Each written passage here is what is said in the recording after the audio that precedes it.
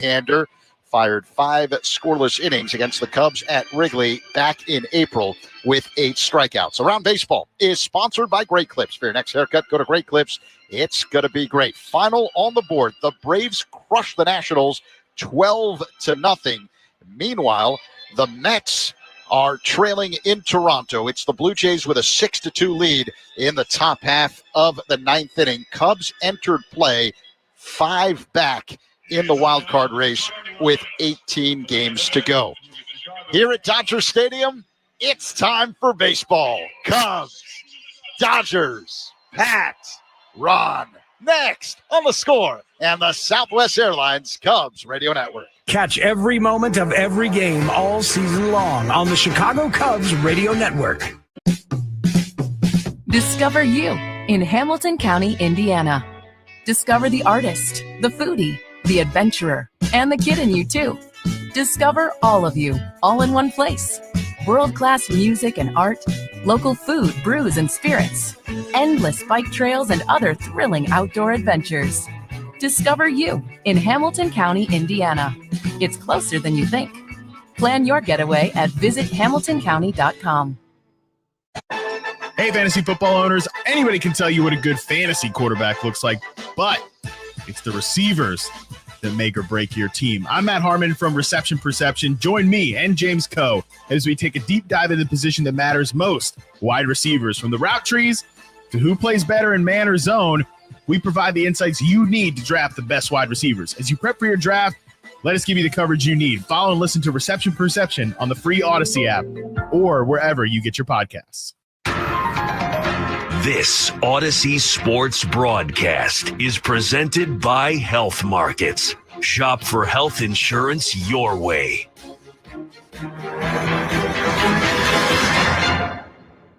And now, Odyssey and 670 The Score bring you Chicago Cubs baseball on the Southwest Airlines Cubs Radio Network. Get out the tape measure, long gone. Back to the stands. That ball is gone.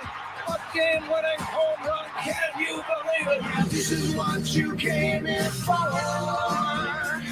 You got the Cubs game on The Score. Chicago Cubs baseball is presented to you in part by Benjamin Moore, Vinny's Beverage Depot, Hefty Trash Bags, Sigler Subaru of Kenosha, Bosch Power Tools, James Hardy Building Products, Sloan, Stella Blue Coffee, Traffic Tech, Wintrust Community Banks, your Chicago and Northwest Indiana Hyundai dealers, Granger, official partner of the Chicago Cubs in Wrigley Field, Arturo Tires, and by BetMGM, the sportsbook born in Vegas. Download the app today. Please gamble responsibly. And now, here's the Hall of Famer, Pat Hughes and Ron Coomer, with all the exciting play-by-play action of Chicago Cubs baseball. Chicago Cubs baseball is on the air from Dodger Stadium in Southern California. It's time for Game 2 of the series between the Chicago Cubs and the Los Angeles Dodgers. Good evening, everybody. Along with former Cub and All-Star Ron Coomer, it's Pat Hughes reporting. It's a beautiful night for a ball game. Thankfully, the heat wave has started to diminish considerably. Last night's game time temperature was 96. Tonight, a much more comfortable 75 degrees. Perfect. And perfect is just about how well the Cubs played in the opener last night, clobbering the Dodgers by a score of 10-4. Very fascinating matchup tonight. A pair of former Japanese stars, Shota Imanaga pitching for the Cubs, and Yoshinobu Yamamoto starting for the Dodgers. Big crowd expected. We had 50,000 last night. I think we're going to have an even larger audience this evening. The starting lineups are going to be sponsored by Blue Cross and Blue Shield of Illinois. Through it all, here are the starting nines. For the Cubs, leading off in left field, Ian Happ. Dansby Swanson at shortstop. Seiya Suzuki, the designated hitter. Cody Bellinger in right field. Bellinger is the Cubs cleanup man. Isaac Paredes at third base. Michael Busch at first base. Nico Horner batting seventh. Horner at second base.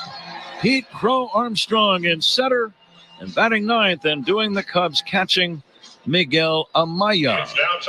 Those are the Cubs. Here are the Dodgers. Dodgers tied with the Phillies for the best record in all of baseball. They have a mark of 86 up and 58 down. Here's the way they'll line up. Shohei Ohtani, the designated hitter. Mookie Betts in right field. Freddie Freeman at first base. Batting fourth in center field, Tommy Edman. Andy Pages, the left fielder. Batting sixth and playing shortstop, the veteran Miguel Rojas. Max Muncy at third base. Kike Hernandez at second base. Batting ninth and doing the Dodger catching, Austin Barnes. So there you have the lineups. The game time temperature, as we told you, a very reasonable and delightful 75 degrees. Sponsored by Four Seasons, heating, air conditioning, plumbing, and electric. Your trusted local experts, Four Seasons. The umpires tonight, Corey Blazer to call balls and strikes. Manny Gonzalez working at first. The second base umpire is Rob Drake, and Todd Tishner will be busy working over at third. The announcement of the umpires, sponsored by Suits 2020 in Niles, the largest selection of wedding outfits for grooms and groomsmen. We are all set to go. A great old rivalry, Cubs and Dodgers. Back to get this one started right after this. You are listening to The Score and the Southwest Airlines Cubs Radio Network. Cubs fans, Justin Steele here. Pat and Ron call every game here on the Chicago Cubs Radio Network. DQ presents the sound of BOGO-free Blizzard treats in the DQ app. It's the sound of downloading the DQ app, redeeming the sweetest BOGO-free Blizzard deal, telling all your friends, and heading to DQ. For BOGO-free any-size Blizzard treats only in the DQ app for a limited time. Download it today. At participating locations, limitations apply. DQ. Happy tastes good. Sometimes in football, you need just a little more for that first down. You need to be pushing the pile. And on our new podcast, we'll give you that extra effort. I'm Mike Renner, a longtime NFL analyst who helped develop player evaluation systems that every NFL team uses to this day. And I'm Kyle Long, former all-pro offensive lineman in the NFL who knows a thing or two about getting people moving. You'll get expertise from inside the trenches and behind the tape for 4 episodes every week. So make sure you download and subscribe to the Pushing the Pile podcast on the Odyssey app. ADT knows a lot can happen in a second. 1 second, you're happily single, and the next second, you catch a glimpse of someone and you don't want to be. Maybe 1 second you have a business idea that seems like a pipe dream, and the next you have an LLC and a dream come true. And when it comes to your home, 1 second you feel safe, and the next something goes wrong. But with ADT's 24/7 professional monitoring, you still feel safe. Because when every second counts, count on ADT. Visit ADT.com today. The field is in immaculate condition, Dodger Stadium. Plenty of room in foul territory back near the home plate area, but the foul territory begins to decrease as you move down the foul lines. 330 down the lines in left and right, 375 to the alleys, 395 to dead center. The wall in the corners extending out from the foul pole about 50 feet. It's only 4.5 feet high. It is 9 feet high around the rest of the park. Cubs wearing their traveling blues, the blue shirts, dark blue, red numbers on their backs, gray trousers, blue hats, blue socks, and a variety of shoe colors. Looks like Ian Happ has the blue kicks on tonight. Dodgers in their home whites.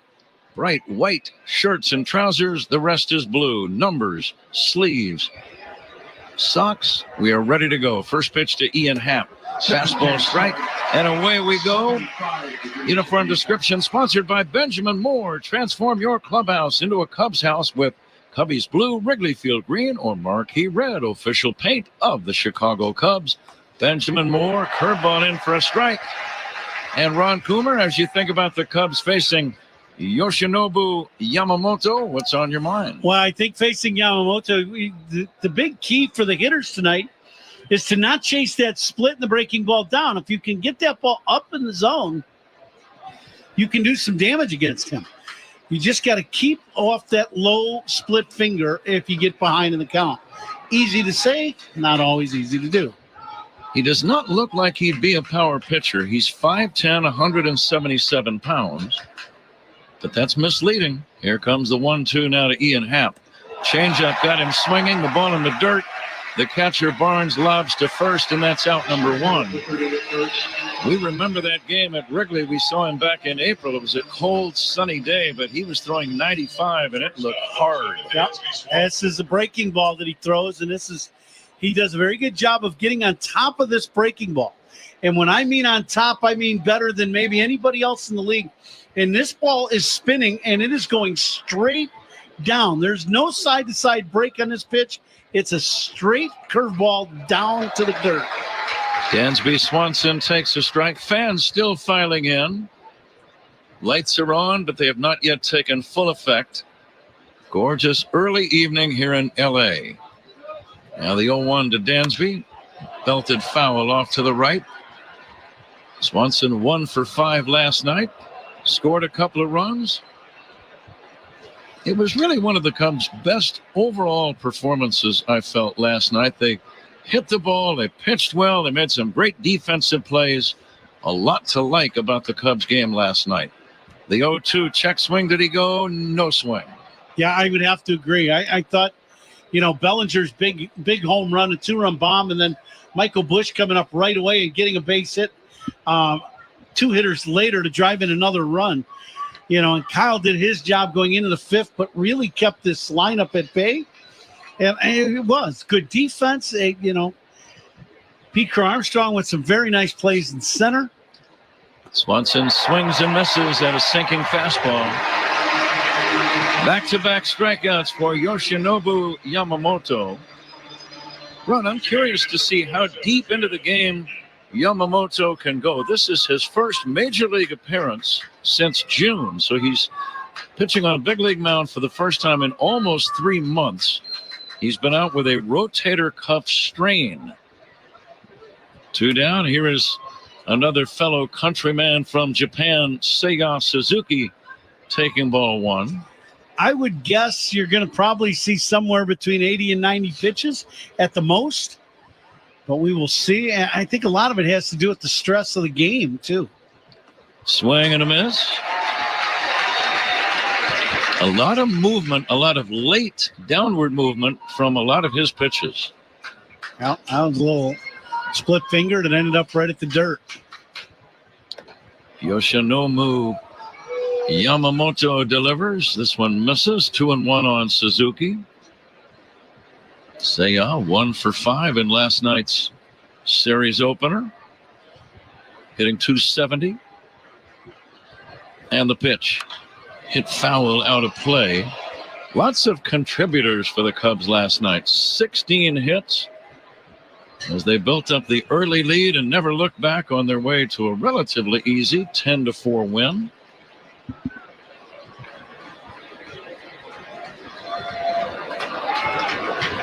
Two down, nobody on, top of the first, no score. The pitch fouled away. Seiya stays alive. Thought the Dodgers did a pretty good job in the middle of the game, starting to come back, and and their offense kind of, you're like, uh-oh, here they come. But the Cubs, the bullpen did its job, and then the Cubs added on late in the game. Very, very impressive last night, the ball game for the Cubs, as you said. 2-2 pitch misses down low, 3-2. Seen a lot of curveballs so far from Yamamoto. Yoshinobu Yamamoto signed one of the longest contracts that I'm aware of. 12-year deal to sign with the Dodgers. Now the 3-2 on the way to Suzuki. Strike 3 called. It hit the outside corner. Yamamoto strikes out the side. We go to the bottom of the first inning. Cubs nothing, Dodgers coming up. This is The Score and the Southwest Airlines Cubs Radio Network. Hall of Famer Pat Hughes and Ron Coomer bring you all the action on the Chicago Cubs Radio Network. Discover you in Hamilton County, Indiana. Discover the artist, the foodie, the adventurer, and the kid in you, too. Discover all of you, all in one place. world-class music and art, local food, brews, and spirits, endless bike trails, and other thrilling outdoor adventures. Discover you in Hamilton County, Indiana. It's closer than you think. Plan your getaway at visithamiltoncounty.com. Hey, fantasy football owners, I'm Matt Harmon. And what's cracking? I'm James Coe. Join us on Reception Perception as we dive deep into wide receivers, the position that will make or break your fantasy team. Follow and listen to Reception Perception on the free Odyssey app or wherever you get your podcasts. Bears fans, throughout the football season, count on the score for the football experts in the know to deliver the insight you crave, including Dave Wanstead. Caleb is, for a rookie quarterback, he's just light years ahead of the mental part of getting it. The one game they were interviewing him afterwards, and he was talking about why he made a certain throw and why he didn't dump the ball off. I saw him. I knew that if I threw the ball incomplete, it would be out of bounds. In other words, I'm not going to throw an interception on that. God, that stuff is impressive. Olin Cruz. You cannot not be excited about watching Caleb Williams play quarterback and know the history of the Chicago Bears and what they've had at quarterback. You cannot not be excited about watching this kid play football. Along with Brad Biggs, Mark Grody, Dan Wiederer, Matt Bowen, Jared Payton, and many more. Win or lose, get the insider's perspective on the biggest Bears storylines throughout the season. Only on Chicago's Sports Radio 670 The Score and live on the free Odyssey app. Shota Imanaga has had a magnificent year. Without question, Ron, he's been the ace of the staff, and I think you and I have both mentioned various times he's probably been the team's most valuable player overall. Yeah, there's no doubt. I would have to agree. When you look at what he's done, he's Cubs All-Star. He's pitched big games, and he's dealt with coming over to the States in an incredible way by, engaging in everything, but his performance on the field has just been pretty incredible. Ohtani hits a sky-high pop fly into shallow right center. Swanson has his eye on it and makes the catch. We are right in the middle of the twilight hour. I was wondering if anybody would be able to see that baby for a minute. It got caught in smog up above the stadium. That ball was way up there. You look up, and it was well above the lights. That was a near miss. Imanaga starts his night on a very positive note, retiring the dangerous Ohtani on one pitch. And here's Mookie Betts. Mookie has been one of the Dodgers' hottest hitters of late, a 9-game hitting streak, during which time he's hitting .352. He belted a homer and drove in 3 last night. He drives one in the air, deep left center field, ranging over Crow Armstrong. With room, makes the catch. Right alongside Ian Happ, about 5 feet shy of the warning track in deep left center. And that's out number 2. No score, first inning. Here's Freddie Freeman. It's obvious that the Dodgers just swinging early in the at-bats. First 2 hitters. I think, for the Dodger hitters, the thing they don't want to do is get to behind the count and get to that split finger of Shota. Freeman hits a fly ball to left. Routine for Happ quickly. 1, 2, 3. Off and running. No score. Cubs and Dodgers at the end of 1. This is The Score on the Southwest Airlines Cubs Radio Network. Take the Cubs with you in the Chicagoland area on the free Odyssey app. We are the Southwest Airlines Cubs Radio Network. You're working from home. You settle in with a cup of coffee, ready to get the day started. Before you look at that to-do list, turn on your favorite Odyssey sports station on your smart speaker. We'll keep you company and bring you the latest updates from your teams while you tackle your inbox or get ready for another meeting that probably could have been an email. Power through the workday with the entertaining sports coverage you love from the local voices you trust. Just ask your smart speaker to play your favorite station. This is the story of the one. As a facility technician installing a new welding station, you know getting the ventilation right is critical for safety. That's why when questions arise, you can quickly and easily find the information you need on Grainger.com. Because having a second opinion means breathing a little easier. You already know how Grainger supports your business, and we're always here to help take it even further. Call, click Grainger.com, or just stop by. Grainger, for the ones who get it done.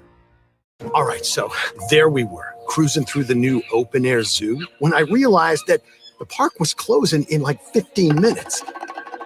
Luckily, we were in my Nissan Rogue. With its powerful VC turbo engine, well, we had time to see all the animals. Whoa! And outrun a few! Drive the Nissan Rogue.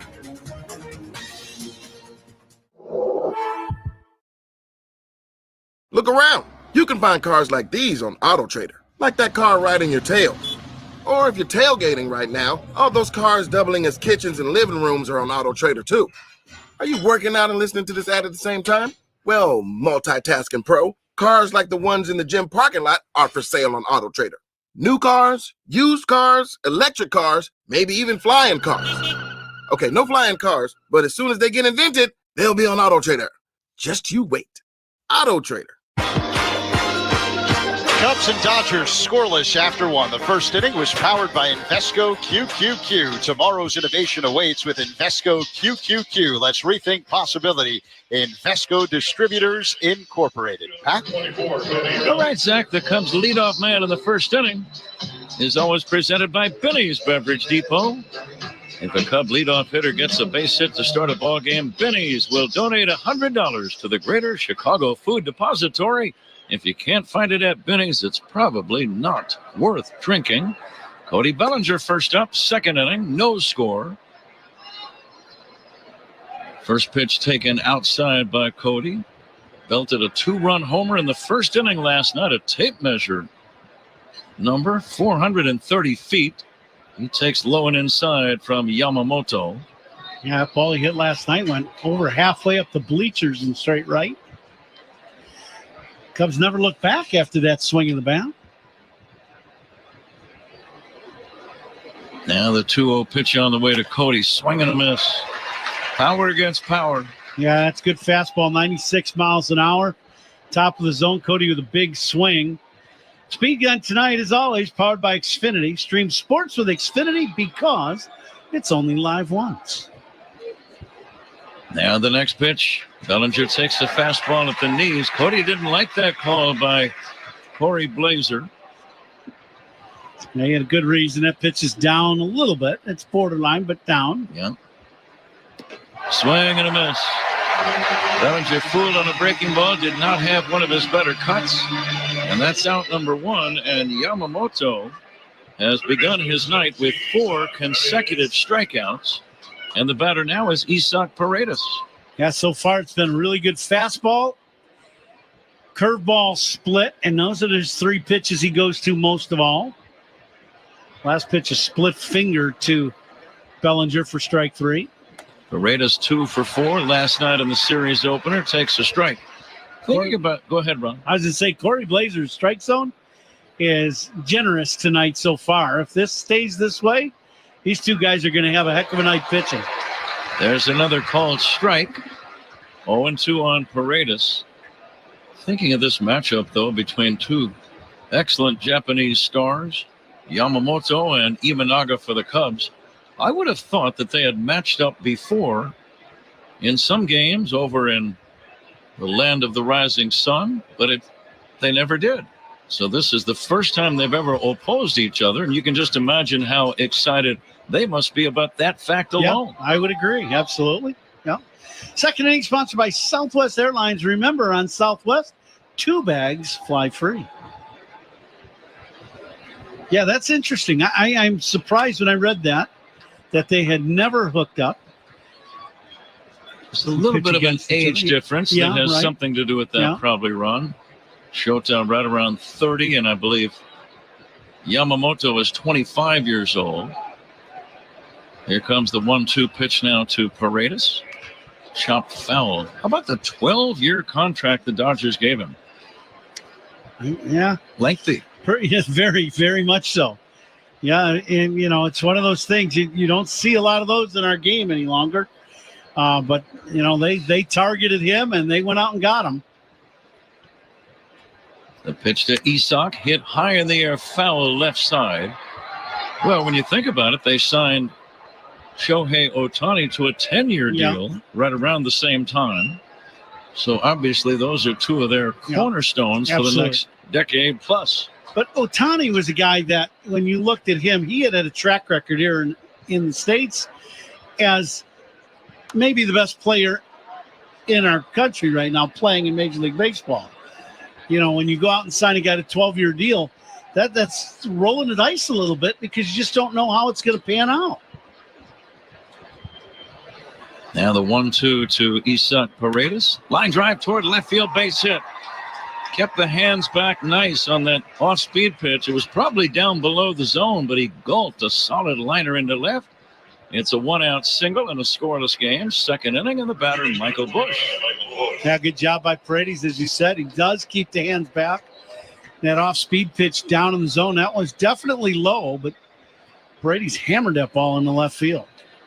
Sometimes that first hit loosens up everyone else. Michael Busch had an excellent game last night. 4 for 5. Takes a slow curve in for a strike. 4 for 5. He had a homer. He drove in 3, and he scored 3. That's a full box score right there.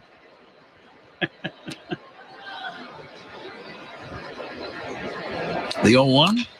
Chopped foul at the plate. Now, I know you looked at that this morning, didn't you, when you got the newspaper? Did you check out the box scores? Well, before I put my lineup card together, I always see what they did in the previous game. So, a lot of numbers there. A lot of numbers yesterday, yep. 5 at-bats. It went 5-3-4-3. Yeah. Healthy. All good, yeah. Now the 0-2. Busch waiting. Swings and misses. 5 strikeouts for Yamamoto. Do you know what I really liked about Michael Busch's game yesterday offensively? Think about where he hit those balls. He was line to line. He homered down the left field line into that short porch down the left field line, and he doubled down the right field line, and then everything in between. Here is Nico Horner batting. And Nico lines one to center. There's a base hit. Solid single. Stopping at second is Paredes. Cubs now solving the mystery of Yamamoto somewhat with a pair of base hits. And let's see if Pete Crow Armstrong can drive in the game's first run. Didn't get the words out of my mouth, and Nico does exactly what I was thinking. To me, when you look at Yamamoto, he's pitching ahead in the count, whether it's fastball or breaking ball, but he's throwing a hittable pitch for strike one. Guys are taking it. I think you got to be aggressive on him early in the at-bat, and if he throws a first pitch strike, it could be a hook, but you've got to be on that pitch. Left-handed batting Crow Armstrong takes down low. Run getting back to Busch, spraying the ball around last night. Left field line, right field corner. Now, that was one of your characteristics, and whenever I see a hitter do that, I think the pitcher might be thinking, what am I going to do to this guy? If I come in, he's going to pull it. If I go away, he's going to hit to the opposite field. Here comes the 1-0 to Crow Armstrong. Bounce to first. Tricky hop, and it bounces off of Freeman into foul territory. Paredes is going to score. Cubs lead 1-0. Freeman got caught in between hops. He had hit him somewhere up near the chest and then caromed into foul territory all the way over near the side wall. By the time he ran it down, Paredes had scored. Good base coaching by Willie Harris at third. Stopping at second is Horner. Cubs lead 1-0. Yeah, this is a difficult play, and Freeman, a very good defender, gets his feet kind of, as infielders talk about, he got his feet kind of stuck. He didn't move forward. He didn't move back. He just kind of held his ground. And then that ball on that second hop just ate him alive.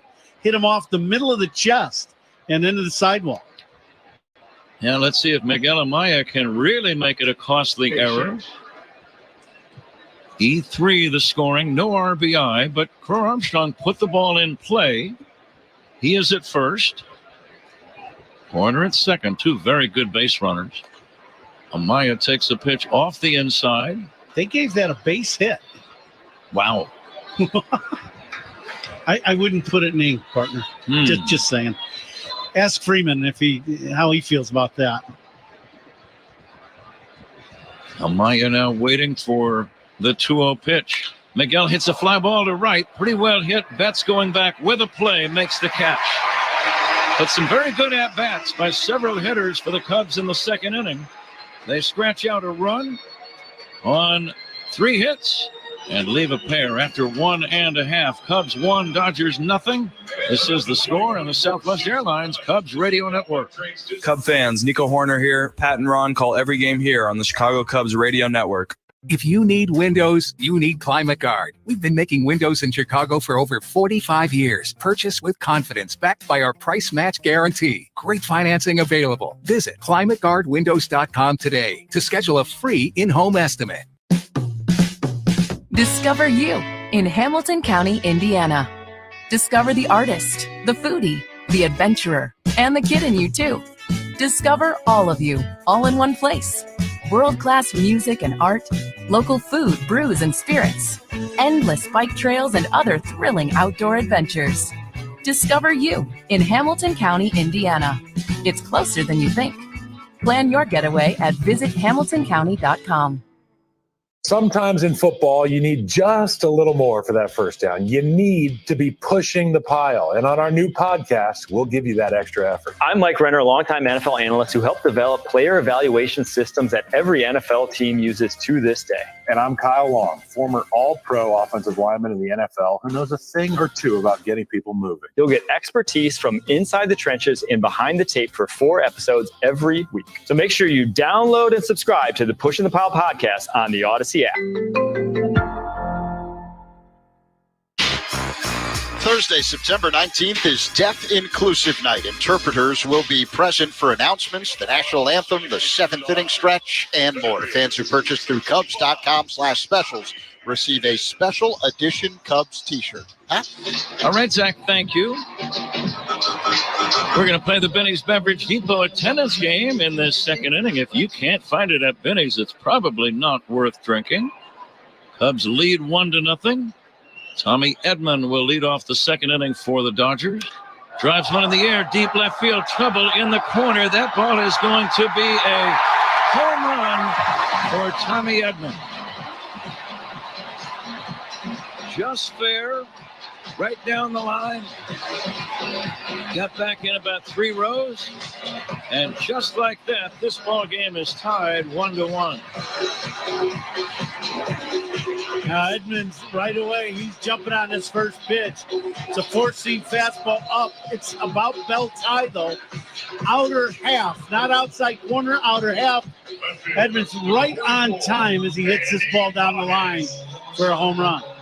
Short run has faced 4 batters. He's made a grand total of 4 pitches. Everyone putting the first pitch in play. Here's Andy Pajes. I may have missed a pitch to Edman, but they are very aggressive early in the count tonight. It goes right back to the whole thing of being aggressive early in the at-bat so you get away from seeing too many of the splits. Pajes chops it foul left side. Double plays turned by the Cubs tonight. They're sponsored by Nissan. They make cars that thrill. Experience the thrill for yourself today at Nissan. Shota, the little left-hander, kicks, pauses, and fires. The ball hit on the ground sharply to third, fielded by Paredes. The toss across in plenty of time, and that's out number 1. Game tied at 1. Joe Armstrong credited with a run-scoring single. The ball was bobbled by Freeman. So Crow Armstrong gets credit for his 42nd run batted in. And Tommy Edman, with his first home run in a Dodger uniform, has tied the game in the bottom of inning number 2. Miguel Rojas takes upstairs for a ball.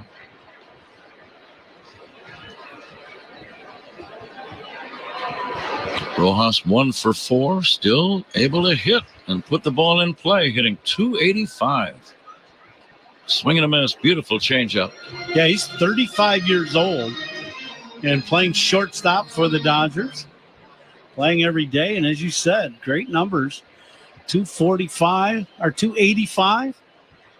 Playing great defense. The 1-1 is taken outside. He has a very simple offensive approach. Hits out of a little bit of a crouch. Doesn't overswing. Just makes contact. Now he waits for the 2-1 from Imanaga. And he hits it past the mound on the ground, fielded by Horner. Makes the play to first, out number 2. Soft line drive. Imanaga kind of flinched. When you're pitching, you're not always exactly sure of the exact speed of the ball coming back. You just know it's heading for your body somewhere. It's coming. You threw it, and it's coming right back at you. Yeah, whether it's hit and it has the effect of a changeup, or if he hits it right on the barrel. That's two different things. Game tied at 1, second inning, 2 down, bases empty. Max Muncy, left-handed batter, takes a little bit high. Muncy, sturdy, strong, compact, left-handed batter. Blue batting gloves on either hand. Hitting .227, 12 home runs. He's missed a lot of time with injuries. Imanaga missing down low. Now it's 2-0. Fans still filing in. Some empties in the corners, and that's pretty much it. Huge bleacher crowd tonight. Muncy swings and misses. The lower deck and the middle deck are pretty solidly filled up. Just a few empties in the far reaches of the upper deck down both lines. The 2-1. Check swing. That's going to be a strike. Good call by Todd Tishner. The Cubs get ready for game day with Grainger. Call clickgrainger.com or stop by for the products your team needs. Grainger, official partner of the Chicago Cubs and Wrigley Field.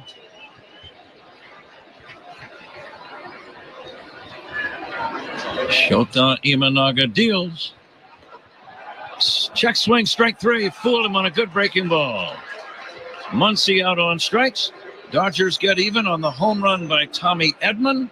We go to the third. Cubs 1, Dodgers 1. This is the score in the Southwest Airlines Cubs Radio Network. This is your home for Cubs baseball all season long. The Chicago Cubs Radio Network. With Labor Day savings at the Home Depot, you can upgrade your home with up to $1,500 off select appliances from top brands like Whirlpool. Enhance your kitchen with quality and convenience from Whirlpool, like the freestanding electric range with built-in air fryer and the tall tub dishwasher with third rack, all available at the Home Depot. Right now, shop Labor Day savings up to $1,500 off select appliances at the Home Depot. How doers get more done. Pricing valid August 22nd through September 11th. U.S. only. See store online for details. Are you looking to cash in on every game this season? But Cash the Ticket, we'll try to have you covered and give you the best shot we can. I'm Mike Delaney, and we're breaking down college and pro football with the best betting advice we can provide you. Subscribe to Cash the Ticket now on the Odyssey app or wherever you get your podcasts. Look around. You can find cars like these on AutoTrader, like that car right in your tail. Or if you're tailgating right now, all those cars doubling as kitchens and living rooms are on AutoTrader too. Are you working out and listening to this ad at the same time? Well, multitasking pro, cars like the ones in the gym parking lot are for sale on AutoTrader. New cars, used cars, electric cars, maybe even flying cars. Okay, no flying cars, but as soon as they get invented, they'll be on AutoTrader. Just you wait. AutoTrader. Discover you in Hamilton County, Indiana. Discover the artist, the foodie, the adventurer, and the kid in you too. Discover all of you, all in one place. World-class music and art, local food, brews, and spirits, endless bike trails, and other thrilling outdoor adventures. Discover you in Hamilton County, Indiana. It's closer than you think. Plan your getaway at visithamiltoncounty.com. Ian Happ is on deck. Who's on deck is sponsored by On Deck. Need a small business loan fast? Apply today at ondeck.com. Happ? Zach, thank you. We'll be right back out here again tomorrow night for the series finale. Jordan Wicks against Bobby Miller. Miller is a right-hander. Jordan Wicks a left-hander for the Cubs. Same time as tonight. It'll get underway at 9:10 Central Time. Thursday's an off day. The Cubs are playing in Colorado Friday, Saturday, and Sunday. Third inning, Ian Happ leads off, swings and misses at the first pitch by Yamamoto. Yamamoto beat the Cubs at Wrigley back on April 6th. It was his first big league win.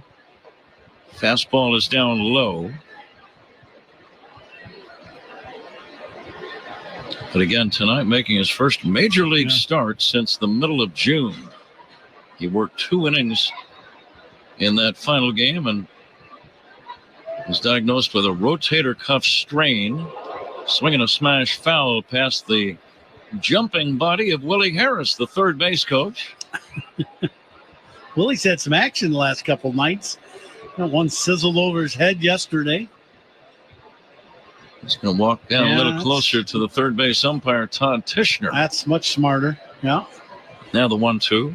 Happ swings and misses. This guy's throwing a lot of effective off-speed pitches.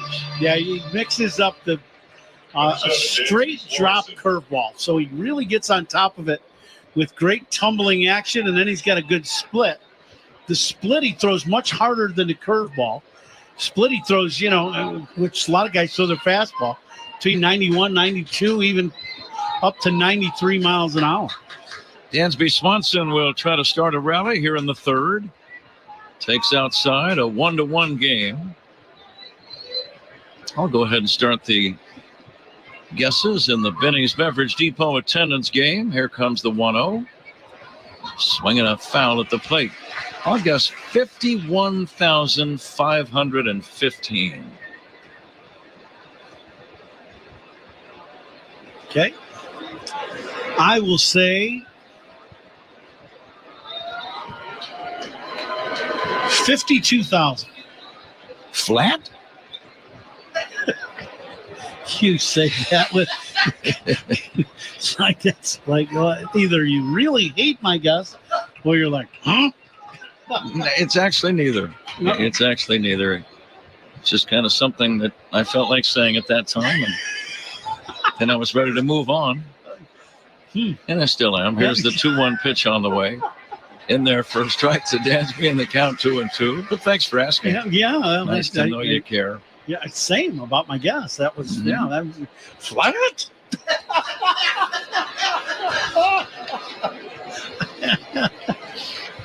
Strikeouts by Cubs pitchers. Sponsored by your Chicago and Northwest Indiana Hyundai dealers. Own every mile in a brand new Hyundai. What do you got, Zach? Let's hear your guess. 51,000 on the dot. Swanson takes strike 3 call. He was guessing off speed, and Yamamoto crossed him up. That is strikeout number 7 already for the former Japanese star, Yoshinobu Yamamoto. Yeah, that's good fastball on the outside corner. Third inning sponsored by Grainger, official partner of the Chicago Cubs and Wrigley Field. Call, click Grainger.com or just stop by. 2 down, nobody on for Seiya Suzuki. Suzuki struck out his first time. He'd like to do something noteworthy tonight. I'm talking about Seiya Suzuki. His fellow countryman getting a tremendous amount of attention, and deservedly so. But he might like to, come up with a big hit late in the game and say, hey, what about me? Yeah, I would absolutely agree to that. Now the 2-0. Breaking ball, a called strike. Seiya almost twisted his ankle trying to wait for that pitch. That's a ball I think he knows he wanted to hit, and he took it. Now the 2-1. Swing and a miss. This guy's mixing up his pitches quite nicely, Ron. Yeah, he's got a good repertoire, and he's got the good fastball, the split that's in the low 90s, and then a really good curveball right over the top. Good sequence of pitches. Swing and a miss, strike 3.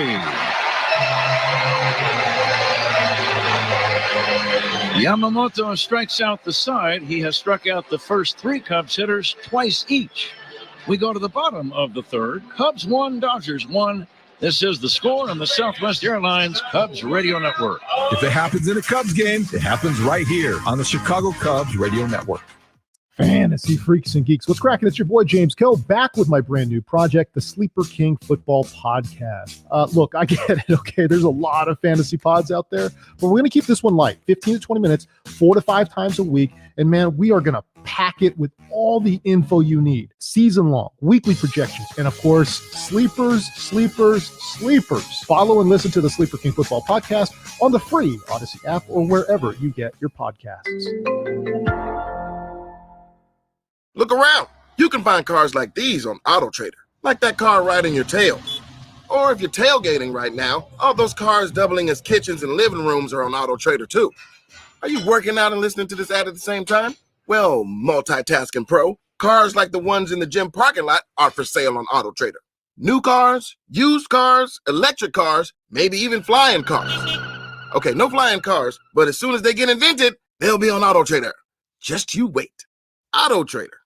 The 2024 Chicago Bears featuring Caleb Williams. Yeah, it felt great. I didn't get all teary-eyed or nothing, but I did feel a little bit emotion. Just so happy to be a Chicago Bear. I'm so happy to be a part of this team and to be the quarterback captain, be able to help lead these guys to victory. He's joined by new offensive weapons, a defense predicted to be top 10, led by Jalen Johnson. It is picked off.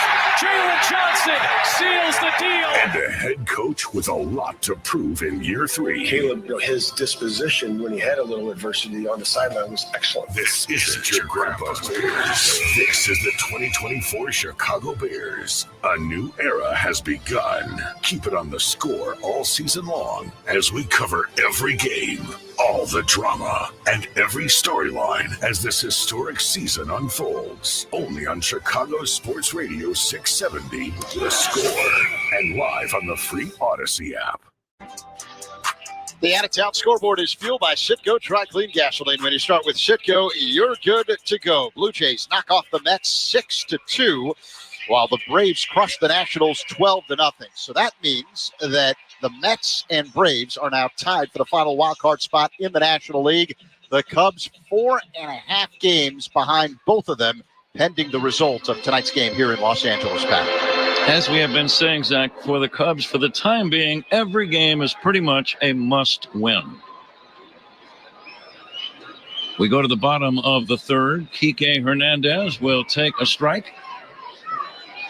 He just cannot really afford any losses at this point where the Cubs are, if you still entertain hopes of playing in October. Down low for a ball, and that's what every team wants to do, of course. That's right.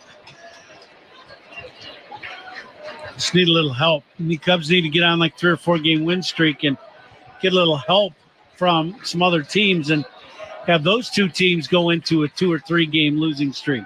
That would make things interesting in a hurry. Cubs have 1 more game here tomorrow night, 3 in Denver over the weekend.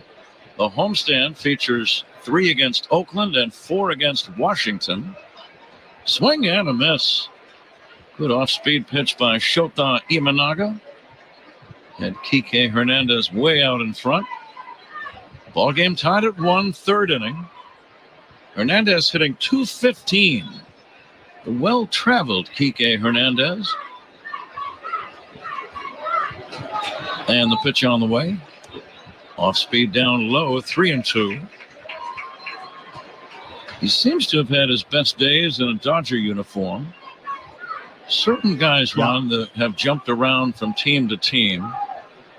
Here comes the 3-2. Bounce fair inside first, down the right field line, a base hit. Bellinger gets it back in. But many times you've seen guys return to the one team that they had their most success, maybe played on a championship team, for example. Kike Hernandez is in that category for me. Yeah, I would agree. Went to Boston, bounced around and then right back here. And this is where he's had his best days, no doubt. We're coming to you live all season long from the Invesco QQQ broadcast booth, proud ETF partner of the Chicago Cubs. Austin Barnes, the catcher, steps in, swings and misses. Good off-speed delivery. Cubs infielders looking for a ground ball right here. Paredes being told to move back at third. Game tied at 1. The stretch and the pitch. Popped up foul and out of play.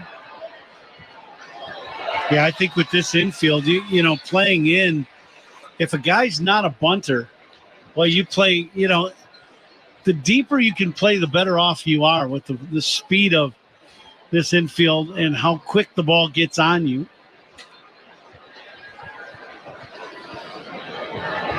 Now the 0-2 from Imanaga to Austin Barnes. Just outside. Good pitch.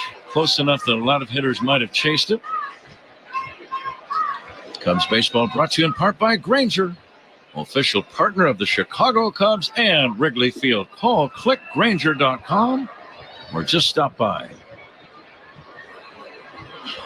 The next offering, line toward left, base hit.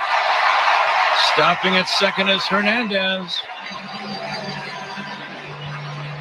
You never want the bottom of the order to get on base against you, especially not against this team, Ron, with their first 3 hitters being maybe the best 3 in recent memory of any big league team in the 1, 2, 3 spot.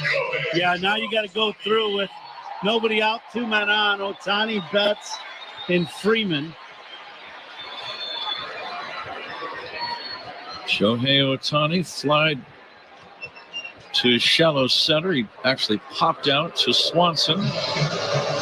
Shohei calling for the catcher, Amaya, to come out. Slight equipment issue with Amaya, it looks like. The umpire, Corey Blazer, out there as well. It's the pitch tracking device. Well, I think sometimes the crowd may have had something to do with that. I think that's exactly what the base hit. They were trying to call the pitch. The crowd was still loud from the base hit. And Imanaga couldn't hear the sign or hear what pitch they wanted to call. Ohtani batting. 2 men on, nobody out. Swing and a miss. It's early in the game, but this might be a turning point in the game. Now, Ohtani really pulled off that last breaking ball. Be careful here. He does a good job making adjustments. He'll probably be looking for that hook away. There it was, Ron, low and away. Now it's 1-1. He is a guy that when he makes the adjustment, you know, some long levers that he has great plate coverage and big time popping his bat to the middle of the diamond. He is 6'4", 210. Shohei Ohtani waiting. And the 1-1 from Imanaga. Inside near the knuckles. Ohtani holds the bat well away from his body. Wears white batting gloves. Holds the bat high, kind of out from the chin and the neck area. Runners take their leads. Tie game. Ground ball to first. Fielded by Bush. Go to second. There's one. Over to first. And that's a double play. What a double play. Bush to Swanson to Imanaga. I'm not sure if Ohtani slipped going down the line or just got a slow break out of the box. Beautifully turned by the Cubs defense and quickly 2 down with a man at third. A huge play. Michael Bush fields this ball and spins and throws a perfect strike to Swanson. The key is he catches this ball off his left, spins, and makes the perfect throw. With that throw, that's how the double play gets turned. Great play, Michael Bush. And just like that, 2 down with a man at third. That's Kike Hernandez. Mookie Betts takes inside. That's one of the most impressive double plays the Cubs have turned all year. Here's the 1-0. So Mookie Betts low and inside. Double plays turned by the Cubs. I'm trying to find it here, and I will find it momentarily. Sponsored by Nissan. They make cars that thrill. Experience the thrill for yourself today. I was thrilled to find that copy to read.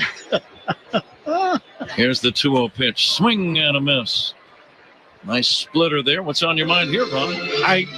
You got two options to me. You either got the split down or you can elevate that heater.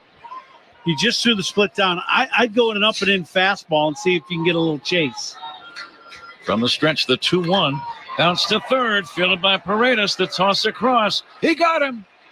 What a job by Shota, pumping the fist triumphantly as he walks off the mound into the Cubs' first base dugout.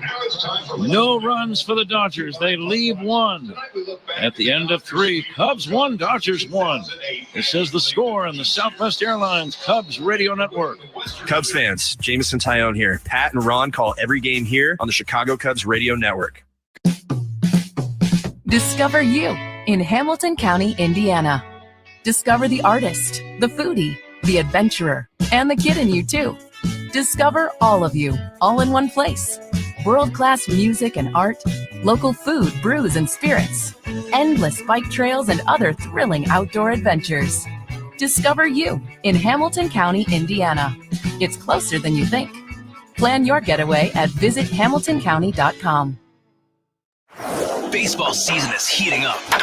Odyssey has you covered with the most entertaining coverage of your team. Stay locked in and in the know with the local voices you trust. Stream your favorite shows for free on the Odyssey app, Odyssey.com, or on your smart speaker. Look around. You can find cars like these on AutoTrader, like that car riding your tail. Or if you're tailgating right now, all those cars doubling as kitchens and living rooms are on AutoTrader too. Are you working out and listening to this ad at the same time? Well, multitasking pro, cars like the ones in the gym parking lot are for sale on AutoTrader. New cars, used cars, electric cars, maybe even flying cars. Okay, no flying cars, but as soon as they get invented, they'll be on AutoTrader. Just you wait. AutoTrader. Cubs and Dodgers tied at 1 as we get set for the top half of the 4th inning. And the 4th inning is sponsored by Wintrust, the exclusive home of Cubs checking. Huh? Zach, thank you. Cody Bellinger to lead off this 4th inning. 8 strikeouts in the first 3 innings by Yoshinobu Yamamoto. And he goes to work on Bellinger here to lead off the 4th. Tie game. Cody pulls a bouncer foul toward the Cub first base dugout. Still thinking about that amazing job of Imanaga getting out of a first and second no-out jam facing Ohtani and Betts. Here comes the 0-1. There's a strike. I think that's one of the things that separates the elite all-star caliber pitchers from all the other pitchers, their ability to work out of seemingly impossible jams. Here's a line drive, 1 hop to the shortstop, Rojas. He'll throw to first to retire a hustling Bellinger. And that's out number 1. Yeah, I would have to agree. That's, when you look at that situation, 2 men on, nobody out, and Ohtani, Betts, and Freeman coming up. You don't even get to Freeman because you make some pitches. You get a rollover ground ball. Just excellent sequence of pitches. And a very skillful defensive exhibition by Bush and Swanson. And give Imanaga credit for getting over to cover the bag. That's right, yeah. I remember, Ron, as a middle infielder, you don't want to be trying to hit a moving target, a pitcher covering the bag. It's much better if the pitcher hustles. There's a drive foul. Hustles to the bag, then he's waiting, and as a shortstop, you have a target. Yeah, I would absolutely agree, no doubt. 4th inning sponsored by Wintrust, exclusive home of Cubs checking. Game tied at 1, 4th inning, 1 down, bases empty. Paredes lines a base hit into left center. Solid single with 1 down. He is 2 for 2. He's now 4 for 6 in this series. And here's Michael Bush. Well, good swing. He gets this 2-seam fastball. It's down, and he just hammers this ball. His 2 hits have come, 1 on an off-speed pitch down, and now this a fastball down. Well, Paredes showing some signs of life with that swing, covering that heater down. Hit a bullet. Bush struck out his first time. Yamamoto delivers. Bush takes a strike. Ron, if you were facing a guy the caliber of a Yamamoto and he struck you out the first time, what types of things would you have learned possibly in your first at-bat? Well, the first go-around through the lineup, for me, I'm looking at not only my at-bat, but everybody else's. Ground ball to first. Freeman goes to second. There's one. Back to first. Double play. I'm looking to swing early in the at-bat. If I get a pitch up in the zone, that's the one I'm going for right away. 3-6-3 on the double play. We go to the bottom of the fourth inning. It remains Cubs 1, Dodgers 1 on the score and the Southwest Airlines Cubs Radio Network. Catch every moment of every game all season long on the Chicago Cubs Radio Network. Right now at Macy's, it's the perfect time to start looking ahead to fall. Shop all the on-trend wardrobe updates you can wear now and keep wearing later, like flowy full-length dresses and easy lightweight layers like blazers, cardigans, and jackets. And Macy's has great deals on fall updates for every room in your home, like warm bedding and kitchen essentials. Plus, download the app for exclusive savings, inspiration, and more today at Macy's. Sometimes in football, you need just a little more for that first down. You need to be pushing the pile. And on our new podcast, we'll give you that extra effort. I'm Mike Renner, a longtime NFL analyst who helped develop player evaluation systems that every NFL team uses to this day. And I'm Kyle Long, former all-pro offensive lineman in the NFL who knows a thing or two about getting people moving. You'll get expertise from inside the trenches and behind the tape for 4 episodes every week. So make sure you download and subscribe to the Pushing the Pile podcast on the Odyssey app. Join us Saturday, September 21st for the 9th annual Brain Up 5K Run Walk at Lakeview Park in Chicago. Go to brainup.ngo to register. Whether you're a runner, walker, or want to support a great cause, this event is your chance to make a difference in the fight against brain cancer. Every step you take raises funds for critical research, patient care, and support for those affected. Bring your friends, family, and team spirit to this powerful day of community, remembrance, and hope. The route is scenic, the cause is urgent, and your participation matters. Learn more about registering by visiting brainup.ngo. Let's take the steps toward a cure together. League leaders are sponsored by the Village of New Lenox, leading the way in residential and economic development. Bobby Witt Jr. of the Royals leads the majors in batting average, hitting .334. Aaron Judge, 51 home runs, 126 RBIs, both leading the big leagues. Ellie De La Cruz of the Reds, 64 stolen bases. He's number 1 in the majors. Pat? Zach, thank you. Bottom of inning number 4. Freddie Freeman first up against Shota Imanaga. Lefty to lefty, all-star against all-star, first pitch strike. Shota pitched against these Dodgers back on April 7th at Wrigley. That was the day it rained. He did not have a decision. He pitched well, but the delay was about 2 or 3 hours, and there was no way he was going to come back after the delay. So he ended up with no decision. Getting close to a station ID break here. Freeman flied to left in the first inning. He hits a high foul off to the left. Let's pause 10 seconds right here for station ID. This is The Score in the Southwest Airlines Cubs Radio Network. Listen to the Cubs game in FM quality at 104.3 HD2 FM on the Southwest Airlines Cubs Radio Network. We are WSCR Chicago, WBMX HD2 Chicago, and Odyssey Sports Station. Freeman bounces one out to short, scooped up by Swanson. Routine play for Dansby, and that's out number 1. Another good pitch for Shota to get to a little ground ball. Pitch clock powered by Work Zone Safety. Make sure you follow Work Zone signs. It's not a game. Well, these two guys have really been, doing it a little different, but they've been dealing so far. It's been impressive to watch. Here's Tommy Edman. He cracked a home run for the Dodgers' only run. That was leading off the second inning. He hits a drive to deep left center here. Back goes Carl Armstrong to the wall, leaping up, and that ball is gone for a home run. Tommy Edman has gone deep again. This one way out in deep left center, about 390 feet away. Yeah, I always thought that gap in that deep part of left center and right center, the deepest parts of his park. And Pete Armstrong gives it a great effort. He goes way up to try to catch this ball. Goes up over the wall, can't pull it in as a fan grabs it. And Edman 2, Cubs 1 as he's hit his second bomb. Andy Pajes will take outside. Watching that replay, Ron, I'm not exactly sure if that's something that would be reviewable. If a fan in a bleacher situation, there's a fly ball to right, it's going to be caught by Bellinger, backpedaling and fairly deep right for out number 2. If a fan in a bleacher situation like here at Dodger Stadium, where they're right next to the outfield wall, if you reach out and break the plane of the top of the fence, it would seem to be that quite possibly would be interference. No doubt. The key part of what you just said is if he breaks the plane of the wall and comes into the playing field.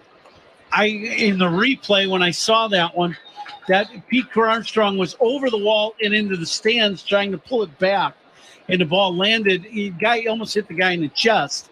So, you got to steal it from the fan if you go into the stands like Pete did. They go Rojas, swings and misses, 0-2. Dodgers lead 2-1.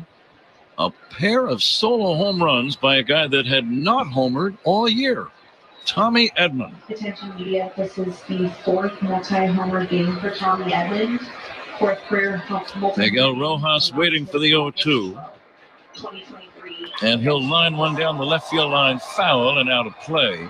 Well, we've seen plenty of Tommy Edman. He's a very good ball player. Good fielder. He's versatile, switch hitter. But we've always thought of him as a contact hitter. No doubt. Absolutely. Listen every moment of Cubs baseball when you're in the Chicagoland area for free on the Odyssey app. Download the app and search 670 The Score. The 0-2 to Rojas is upstairs. Yeah, for him to go deep twice in the ball, you could have gone up and down this lineup for both teams, and there's only a couple guys you'd say, probably not. Absolutely. He'd probably fit into that category where you wouldn't think that would be the case. Now the 1-2 to Rojas. Way up high. Once again, baseball. Yeah. Can't figure it out. Don't try to predict it.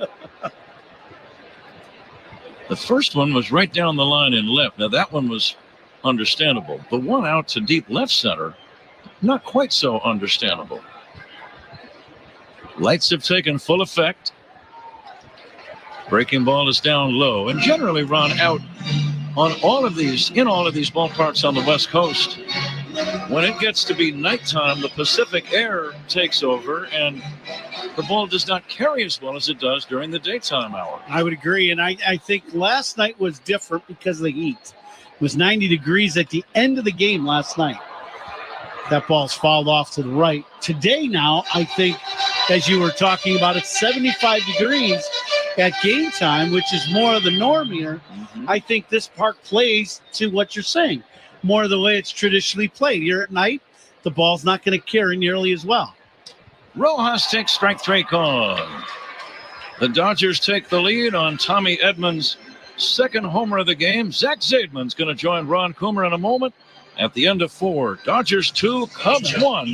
This is The Score on the Southwest Airlines Cubs Radio Network. If it happens in a Cubs game, it happens right here on the Chicago Cubs Radio Network. Discover you in Hamilton County, Indiana. Discover the artist, the foodie, the adventurer, and the kid in you, too. Discover all of you, all in one place.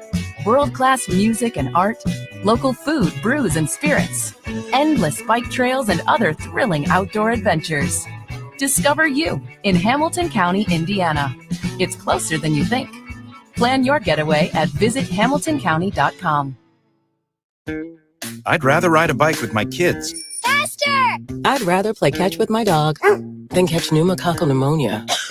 Ask your doctor or pharmacist about Prevnar 20 pneumococcal 20-valent conjugate vaccine, a Pfizer vaccine that can help protect against pneumococcal pneumonia in just one dose. If you are 19 or older with certain chronic conditions like heart disease or asthma, you are at increased risk for pneumococcal pneumonia. Prevnar 20 is approved for adults to help prevent infections from 20 strains of the bacteria that cause pneumococcal pneumonia. Continued approval may depend on a supportive study. Don't get Prevnar 20 if you've had a severe allergic reaction to the vaccine or its ingredients. Adults with weakened immune systems may have a lower response to the vaccine. Side effects include pain and swelling at the injection site, fatigue, headache, muscle, and joint pain. For full prescribing information, please call 1-855-213-2138 or visit Prevnar20.com. I'd rather race for some ice cream.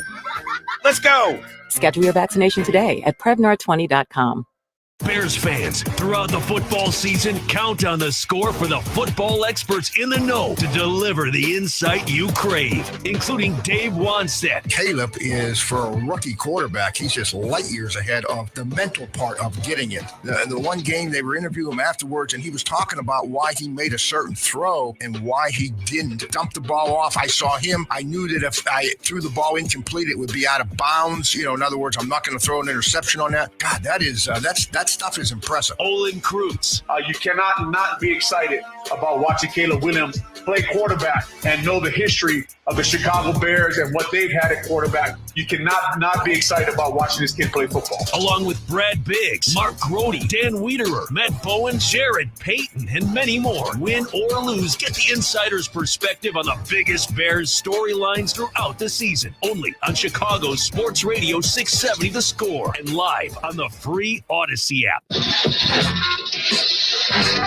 Top half of the fifth inning here at Dodger Stadium. The Cubs trail by 1. It's LA with a 2-1 lead. Tommy Edman with a pair of solo home runs off of Shota, Imanaga, and Kuma. I've got some good news. Yoshinobu Yamamoto has been removed from the ball game after going the first 4 innings. Right-hander Ryan Brazier takes over. Yamamoto was dominant tonight in his return from the injured list.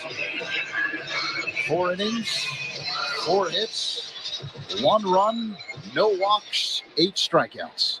Yeah, pretty interesting at 59 pitches and a dominant performance that they pulled him out. But I think they're looking at the situation as October baseball and prepping him to make sure he's ready for October. I think with their lead, that's what they're looking at more so probably than anything else. Nico Horner at the plate. He takes a strike on the outside corner. Brazier, the right-hander, deals, and the next pitch is bounced foul off to the left. Count 0-2. The Cubs scoring their run in the top half of the second inning on an infield RBI single by Pete Crow Armstrong off the body of Freddie Freeman.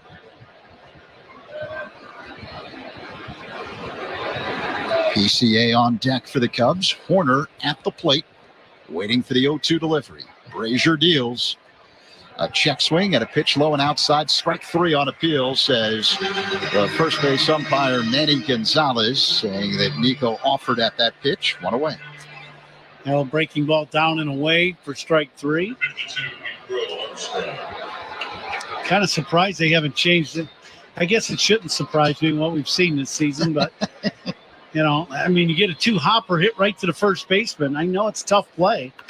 Pete Crow Armstrong swings, lines one down the left field line, racing over Pajes, and this one bounces foul off the sidewall. I just don't understand how you get a 2-hopper to first baseman. He doesn't field it, and it's a hit. It just doesn't make any sense. But if you asked Freeman, he'd be like, no, that's an error. I got the bruise to prove it on my chest. And believe me, I was not trying to rile you up. No, it's all right. I'm used to it now. Yeah, I've watched you all season long.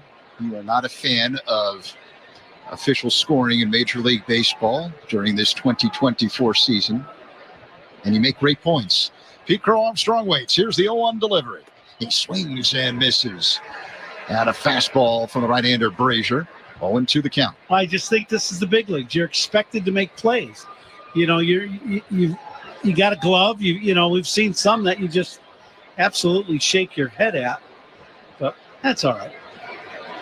And now the 0-2. Crow Armstrong grounds one through in right field for a base hit, right between the first baseman Freeman and the second baseman Hernandez. Crow Armstrong, a big turn at first, but Betts gets the ball back in. So 1-out single. PCA is second hit of the game. Boy, and a great swing by Pete Crow Armstrong. I love it, right? So he hits this sharp ground ball to Freeman in his first at bat, and now he gets this high heater and gets his hands up above the ball and gets on top of the baseball and drives down through it and hits a bullet right through the infield. Miguel Amaya at the plate. Will PCA go? He doesn't. Amaya shows bunt, bunts it up the third base line, picked up by the pitcher Brazier. His throw is to first, and a sacrifice bunt successful by Miguel Amaya as Crow Armstrong advances to second base. 2 away. Yeah, it's one of those plays I'm not quite sure why Amaya would bunt there. That's, one of those situations where there's already an out in the inning. Let PCA, let him steal second base and then go to swinging with one out and take 2 shots at trying to drive in a run. Ian Happ at the plate. He looks at a ball out of the zone. 1-0 the count.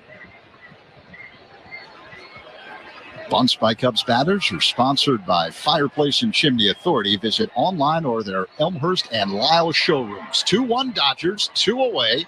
Top 5, Crow Armstrong at second. A 1-0 to Happ is a ground ball hit to first. Backhanded by Freeman. Underhand toss to the pitcher. Brazier covering first in time for out number 3. And Crow Armstrong stranded at second base. Middle 5, it's the Dodgers 2 and the Cubs 1 on the score in the Southwest Airlines Cubs Radio Network. Cub fans, Cody Bellinger here. Pat and Ron call every game here on the Chicago Cubs Radio Network. Discover you in Hamilton County, Indiana. Discover the artist, the foodie, the adventurer, and the kid in you, too. Discover all of you, all in one place. World-class music and art, local food, brews, and spirits, endless bike trails, and other thrilling outdoor adventures. Discover you in Hamilton County, Indiana. It's closer than you think. Plan your getaway at visithamiltoncounty.com. Sometimes in football, you need just a little more for that first down. You need to be pushing the pile. And on our new podcast, we'll give you that extra effort. I'm Mike Renner, a longtime NFL analyst who helped develop player evaluation systems that every NFL team uses to this day. And I'm Kyle Long, former all-pro offensive lineman in the NFL who knows a thing or two about getting people moving. You'll get expertise from inside the trenches and behind the tape for 4 episodes every week. So make sure you download and subscribe to the Pushing the Pile podcast on the Odyssey app. Friday, September 20th is Miami University Day. Fans who purchase tickets through Cubs.com/specials receive a special edition Cubs and Miami cap. Alongside Ron Coomer, Zach Saban with you. Bottom 5 here at Dodger Stadium. Los Angeles a 2-1 lead over the Cubs. The Potawatomi Casino Hotel 5th inning. Light up your senses. Tommy Edman with a pair of home runs for L.A. off Shota Imanaga, who's still going. His countrymen, Yoshinobu Yamamoto, went the first 4 innings, giving up 1 run on 4 hits, no walks, 8 strikeouts. Max Muncy at the plate, left-handed hitter. The lefty Imanaga deals, and a breaking ball up high, 1-0 the count. And we're coming to you live all season long from the Invesco QQQ broadcast booth. Proud ETF partner of the Chicago Cubs. Muncy struck out swinging his first time up. Here's the pitch. That's outside. 2-0 the count. Should have wanted that one. That was a fastball at the bottom of the zone. Didn't get it. Borderline pitch. Shota works on the extreme first base side of the rubber. The left-hander with the hesitation kick and pitch. And Muncy drills one deep right field. Bellinger turns around. And this one is long gone. Dodgers extend the lead, now up 3-1 over the Cubs on a long solo home run by Max Muncy. That's been 3 swings of the bat for the Dodgers in this ballgame. 2 by Edman, and now 1 by Muncy. He got a pitch, a fastball down in the zone, and he didn't miss it. He smokes this one a long way. 402 feet to right field by Muncy. His 13th home run, exit velocity 108 miles per hour, an extremely hard hit ball. Now the batter, Kike Hernandez, the second baseman, right-handed batter. Imanaga, the lefty, deals, and that pitch is outside, 1-0. And all opponents' pitching changes are sponsored by our friends from Sloan, official water efficiency partner of the Chicago Cubs and leader in smart water and commercial restroom solutions. Learn more at sloan.com. Hernandez looks at another pitch outside, 2-0 the count. 3-1 Dodgers. No one out here in the last of the 5th. Imanaga sets at the belt, peers in, and deals. That's inside, 3-0. Showed him a little head shake, and that's all you need to know. He doesn't argue much, but if you get a little head shake from him, you know he thought that was a strike. Here's the 3-0. That's a called strike. Same thing. Fastball, bottom of the zone, right along the inside edge. So 3-1 the count. Now the pitch. Another called strike. This one, a fastball on the outside edge at the bottom of the zone. Full count. Hernandez singled his first time up.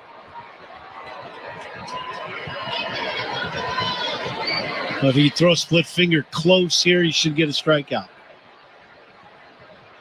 Now the pitch. A swing and a miss, strike 3. Hernandez is retired. One away, the first out, sponsored by Xfinity. Stream sports with Xfinity because it's only live once. There it is. Split finger. Nice pitch. Outside corner. Got a big swing. Either a split or a change. Kind of came off his hand a little different as I see the replay.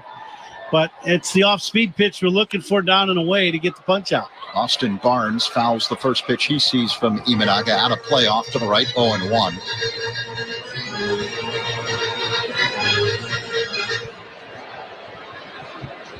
One away, bottom 5. It's a 3-1 Dodgers lead. Here's the pitch. Barnes swings and misses. And a fastball from Shota. 0-2.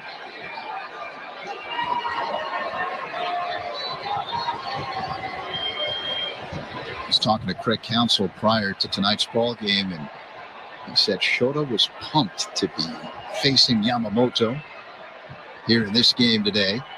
Now the 0-2. That's low. Yeah, Pat and I were talking about it earlier in the game, and I think for all 4 of these guys to play in this game here in Dodger Stadium, you know, and to be over here, it's a huge deal over in Japan. A 1-2 delivery up high to Barnes, 2-2. We were having dinner here in the media dining room and some of the Japanese media and some of the Cubs traveling Japanese media who are friends of ours.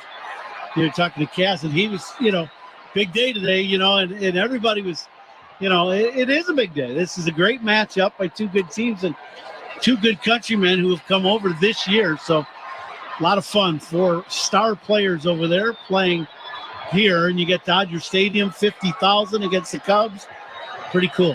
Barnes takes the ball outside. It's a full count. Shota is ready. A hesitation, kick and pitch, foul back by Barnes. They'll do it again.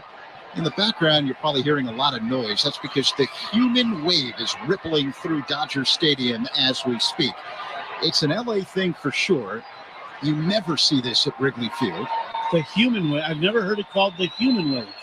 Well, I didn't want people to think that the Pacific Ocean has waves rippling all the way over here. Here's the pitch, and this is popped up.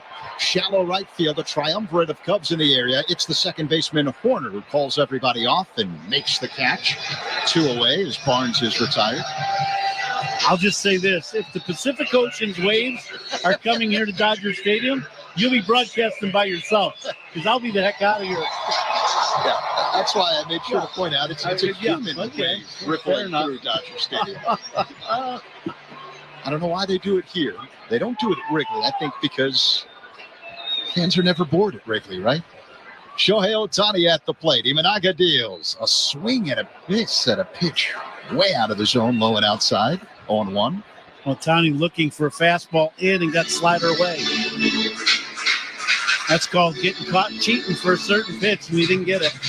Thought it was really cool before they faced each other in the first inning. They each doffed the cap. Here's the 0-1. Ohtani hits a high fly ball, deep right center field. Bellinger going back at the track near the wall, leaps and makes the catch. Allowed out by Shohei Ohtani, but an excellent play in right center by Cody Bellinger. Out number 3. We head to the 6th inning. It's the Dodgers with a 3-1 lead over the Cubs. On the score in the Southwest Airlines Cubs Radio Network. Anything can happen anytime in any game right here on the Chicago Cubs Radio Network. Discover you in Hamilton County, Indiana. Discover the artist, the foodie, the adventurer, and the kid in you too. Discover all of you, all in one place. World-class music and art, local food, brews, and spirits, endless bike trails, and other thrilling outdoor adventures. Discover you in Hamilton County, Indiana. It's closer than you think. Plan your getaway at visithamiltoncounty.com. Baseball is in full swing. NBA playoffs are heating up, and your NFL team is gearing up for training camp. Listen to the latest on the teams you love here on the Odyssey app. The biggest sports radio stations in the country, providing unrivaled local coverage of their teams, all in one place. Exclusive interviews with players, coaches, and team executives, streaming live and always available on demand. Stay in the know with your favorite teams right here on the Odyssey app. With Labor Day savings at the Home Depot, you can upgrade your home with up to $1,500 off select appliances from top brands like Whirlpool. Enhance your kitchen with quality and convenience from Whirlpool, like the freestanding electric range with built-in air fryer and the tall tub dishwasher with third rack, all available at the Home Depot. Right now, shop Labor Day savings up to $1,500 off select appliances at the Home Depot. How doers get more done. Pricing valid August 22nd through September 11th. U.S. only. See store online for details. Dansby Swanson is on deck. Who's on Deck is sponsored by On Deck. Need a small business loan fast? Apply today at OnDeck.com. And Pack today's Woodman's home run inning contestant is Deborah Smith from Elgin, who will win the Woodman's gift card jackpot of $250 if a Northsider hits a home run this inning. You can enter with a QR code at any Chicago area Woodman's. Good luck, Deborah. Today's Woodman's home run inning contestant, service and savings. That's Woodman's. Pat? Blake Trinan is the new pitcher. The starter, Yamamoto, lasted 4 innings. Again, his first start because of a rotator cuff issue since mid-June, so they limited him tonight. Dansby Swanson, first up here in the Cubs' 6th inning, takes outside from Blake Trinan. Cubs grabbed the early lead in the 2nd inning if you're just joining us. Pete Crow Armstrong singling to drive in Isaac Paredes. But then the Dodgers started playing long ball. Swanson takes a curveball low from Trinan. Tommy Edman tied the game with his first home run in the 2nd inning, right down the line and left, just barely fair and just barely gone. And then he clobbered a home run to left center in the 4th inning. That gave the Dodgers a 2-1 lead. It became 3-1 on Max Muncy's long home run in the 5th inning. Swanson has struck out twice, trying to get a rally going for the Cubs as they trail 3-1 in the 6th inning. Pop fly, shallow right center, playable for Betts. Routine play, out number 1. One away, here is Seiya Suzuki.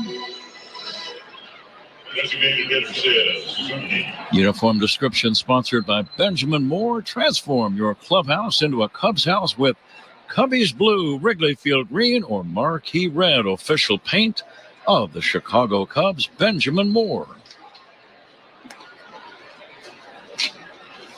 Suzuki takes ball 1. It's cooled off very pleasantly. It's 70 degrees here in Los Angeles. Here's a drive toward deep center. Going back is Edman, back toward the fence. That ball's off the fence and bouncing away. It's a long double for Seiya. He hit it right off the 395 marker, or near it. And the Cubs have a man in scoring position with one away for Cody Bellinger. Yeah, great swing in this ball. This is a line drive bullet. Edman going back, and I really didn't think he was all that comfortable knowing exactly where he was. He took a couple peeks, and then this ball hits right at the base of the wall. I don't think he had any chance of catching that ball no matter what. 2-bagger for Suzuki. Bellinger now the tying tally. All carrying pretty well tonight, Ron. But you've got some real sluggers on both teams also. One of them is at the plate for the Cubs, Cody Bellinger. He belted one 430 feet last night. He takes high and inside. Is he thinking a long ball or base hit here? I would think you're looking to do damage. If he gets a good pitch to hit, go ahead and cut it loose and try to go deep. Bellinger tonight has struck out and grounded out. A 2-0 from Blake Trinan. And instead it's a bluff pickoff move to second base. Plenty of Cub fans here. We always mention how difficult it is to differentiate between Cub fans and Dodger fans. They both wear a lot of blue. Now Bellinger swings and misses. He was trying to launch that one. It's now 2-1. Yeah, that one was headed towards the Hollywood Hills. Mm-hmm.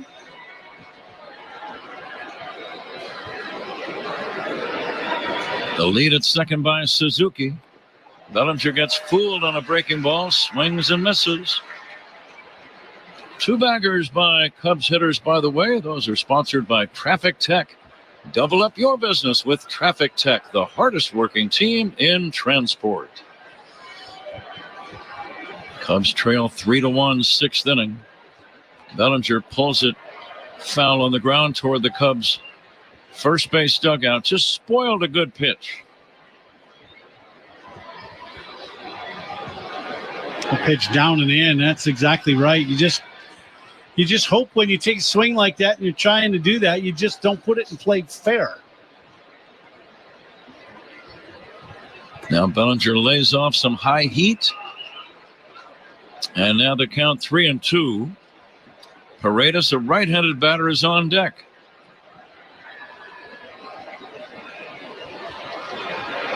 Edmonds shading toward right center slightly. He is the center fielder. The pitch to Cody. Pulled foul toward first. Off the facing of the Cubs' first base dugout area. All of the Cubs up on the top step. Watching very intently. Many of the Dodgers up on that front step. Right near the railing as well. The payoff pitch on the way to Bellinger. Cody hits a pop fly, shallow left.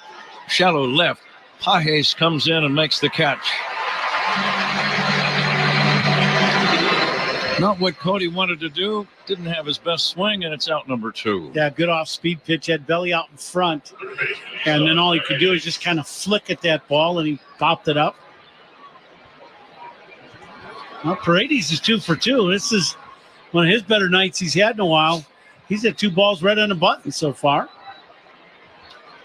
RBI opportunity with Suzuki at second and 2 down. Cubs trailing 3-1. Paredes takes a strike. Confidence is an amazing thing, Ron. You wish you could bottle it and have that feeling every single at-bat. Yeah. The 0-1, down low, but boy, you get a hit your first time, then you get a hit your second time. You're ready. You're thinking big ball game. Yeah, absolutely.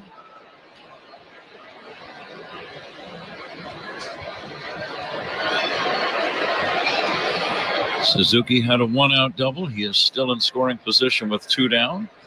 And the 1-1 pitch. Paredes takes outside. He's seeing the ball well. Yeah, both of the hits that Paredes has got today, one to center and one to left, both on pitches down in the zone. See if he can get another ball. As you described, the first one was down below his knees. That was well down. And the 2-1. Strike 2 on the outside edge. Huge crowd at Dodger Stadium. We should get the exact figure here soon. Fans in every section of the park. When it's completely filled, I believe 56,000 or thereabouts is the capacity. We are certainly over 50, I think, tonight. The 2-2. Outside, he laid off a sharp breaking ball. 3-2.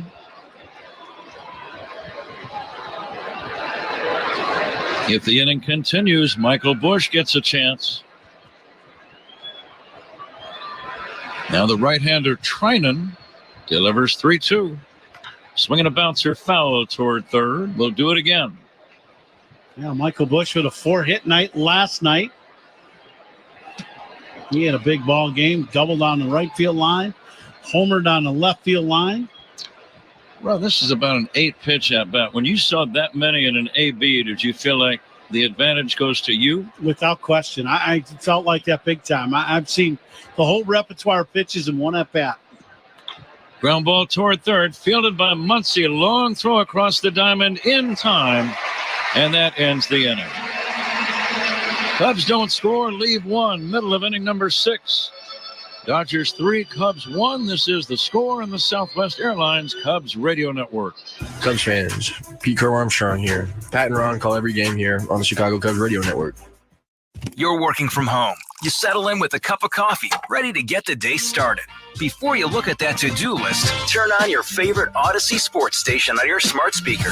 We'll keep you company and bring you the latest updates from your teams while you tackle your inbox or get ready for another meeting that probably could have been an email. Power through the workday with the entertaining sports coverage you love from the local voices you trust. Just ask your smart speaker to play your favorite station. This is the story of the one.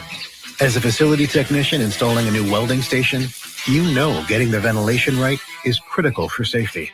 That's why when questions arise, you can quickly and easily find the information you need on Grainger.com. Because having a second opinion means breathing a little easier. You already know how Grainger supports your business, and we're always here to help take it even further. Call, click Grainger.com, or just stop by. Grainger, for the ones who get it done.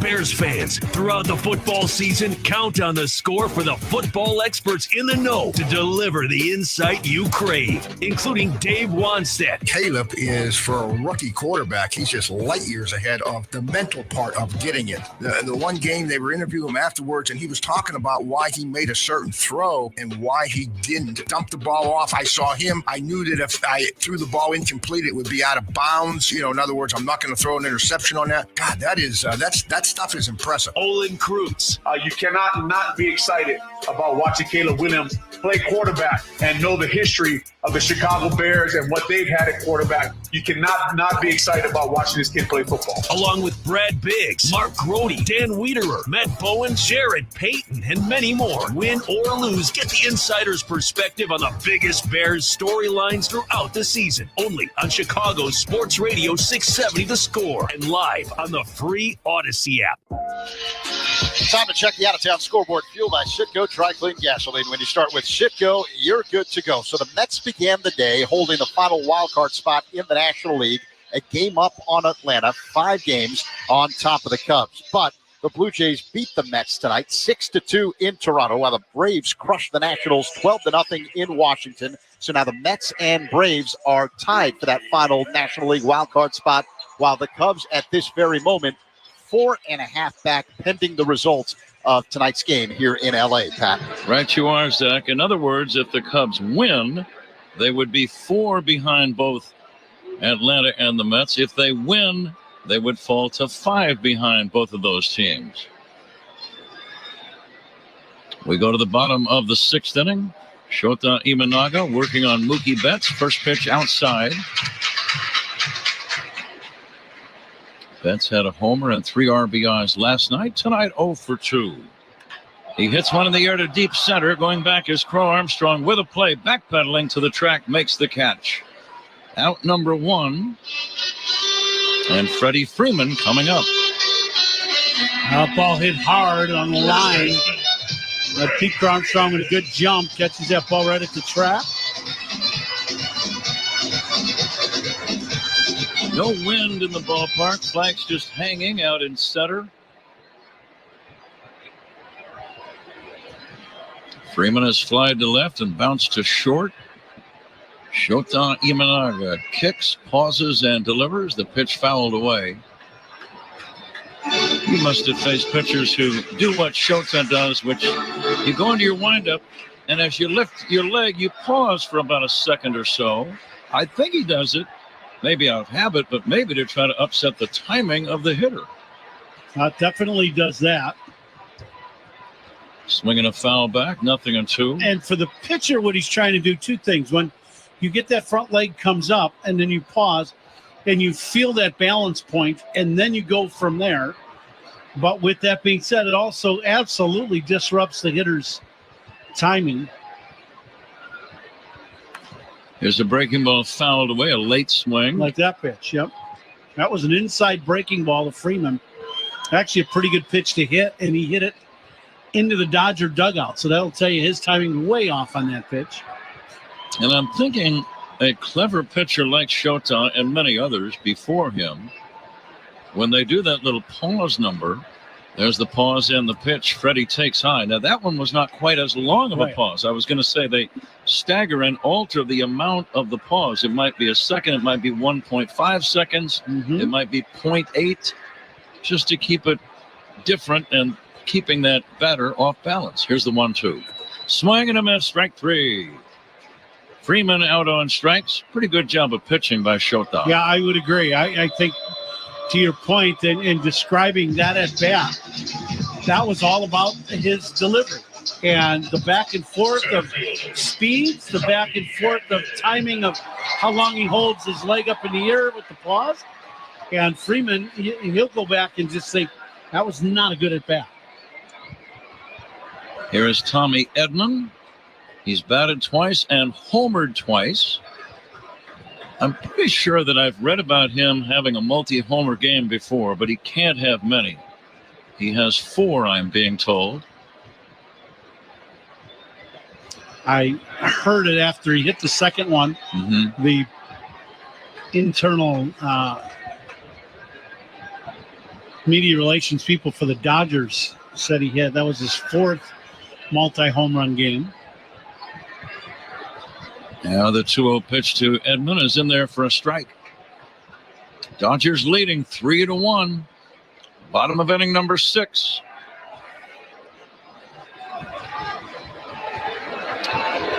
Imanaga ready. The next pitch swung on and missed. Nice off-speed delivery. Shota at 79 pitches. He was part of that collaborative no-hitter against the Pirates his last time out.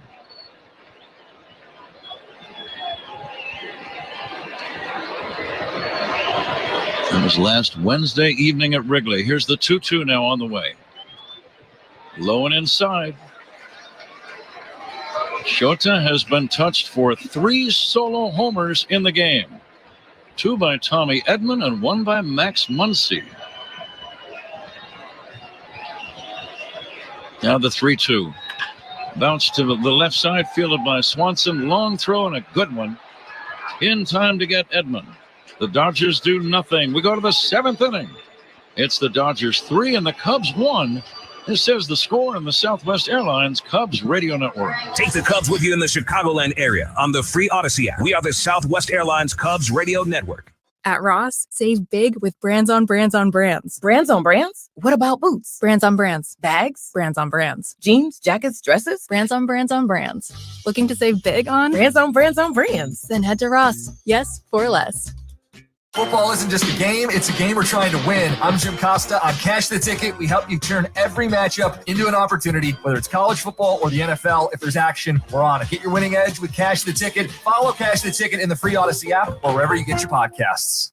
I'm Jennifer Garner. You may know me from my other job, but I'm a business owner too. Here at Once Upon a Farm, we chose the Capital One Venture X business card because it makes everything we do even more rewarding. With no preset spending limit, our purchasing power adapts to meet our business needs. And unlimited double miles on every purchase means we earn more too. And when we travel, we get access to over 1,300 airport lounges. The Capital One Venture X business card. What's in your wallet? Terms and conditions apply. Find out more at CapitalOne.com/VentureXBusiness.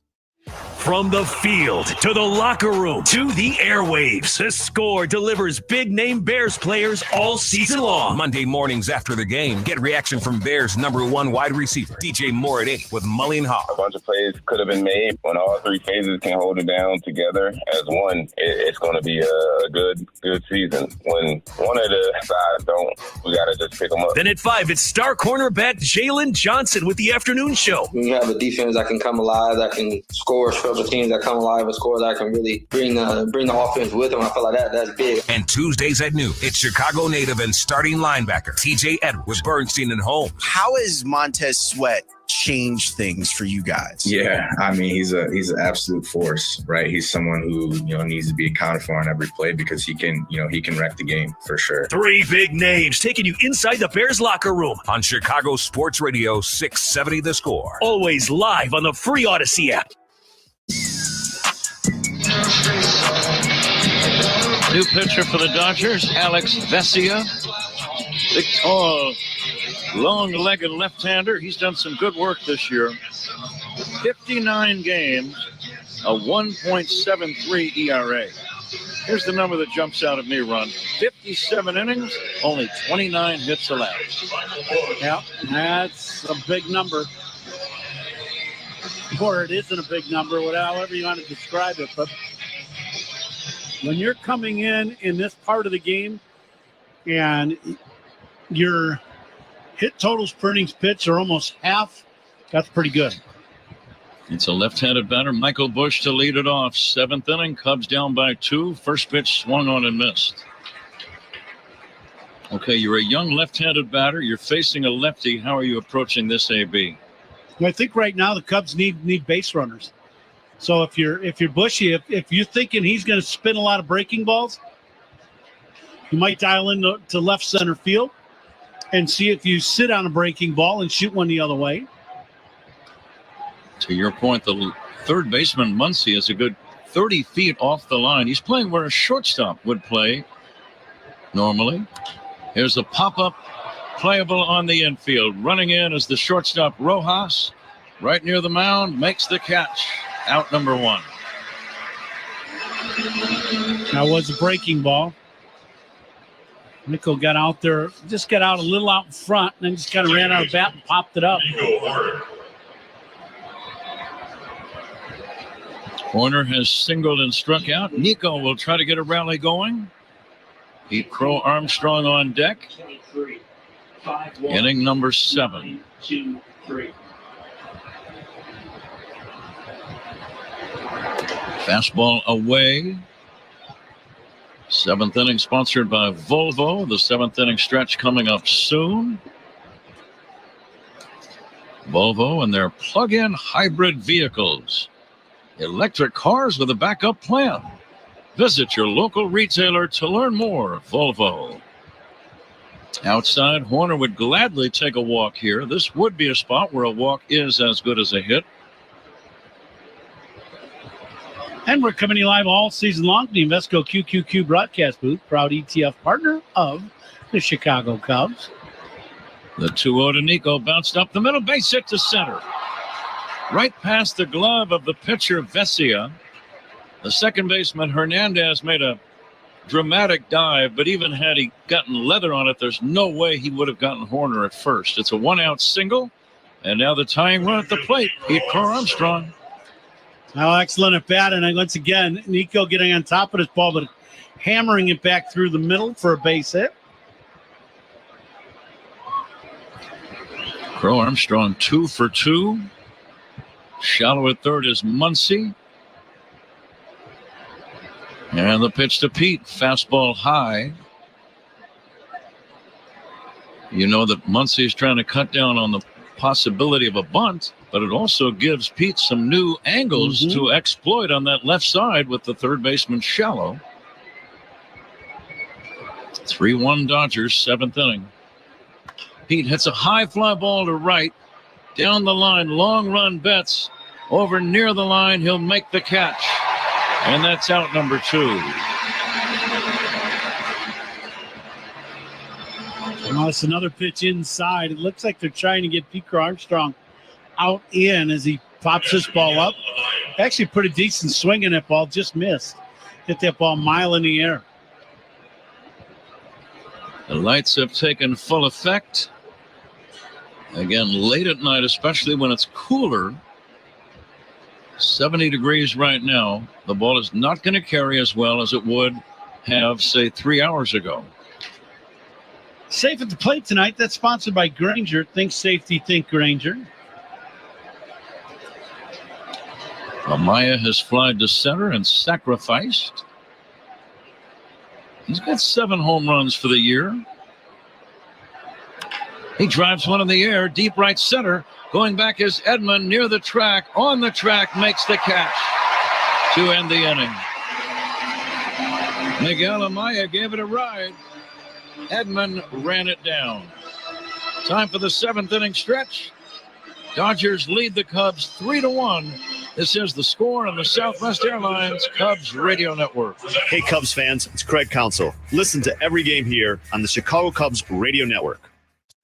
Baseball is in full swing. NBA playoffs are heating up, and your NFL team is gearing up for training camp. Listen to the latest on the teams you love here on the Odyssey app. The biggest sports radio stations in the country, providing unrivaled local coverage of their teams, all in one place. Exclusive interviews with players, coaches, and team executives, streaming live and always available on demand. Stay in the know with your favorite teams right here on the Odyssey app.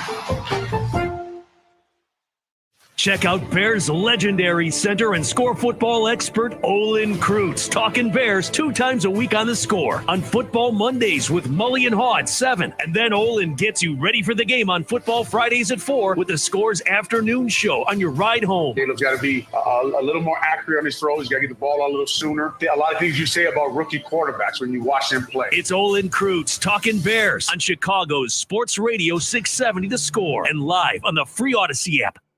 A reminder that all reviews in this game are sponsored by Northwestern Medicine. A second opinion is always a good idea. Get yours at Northwestern Medicine. Huh? Zach, thank you. Bottom of inning number 7. Dodgers on top 3-1. Shota Imanaga still in the game. Andy Pages leads it off, right-handed batting. Left fielder, he will hit a ground ball to the hole at short through Swanson. It would have been a tough play anyway. Dansby trying to slide and make the backhand play all in one motion. Just did not quite get the glove down low enough. It skidded underneath the leather, and that's going to be a base hit for Pages. Yep, that's part of that is this infield. We talked about how quick it plays. And you just got to get used to it. Ball just shot right past them. Dodgers out hitting the Cubs 7-5. Miguel Rojas checks in. Takes a strike in the count 0-1. And all reviews in this game are sponsored by Northwestern Medicine. Second opinion is always a good idea. Get yours at Northwestern Medicine. Short lead at first by Pages. Throw to first, and they almost got him. Craig Counsell might want to take another look at that one. That was a very close play.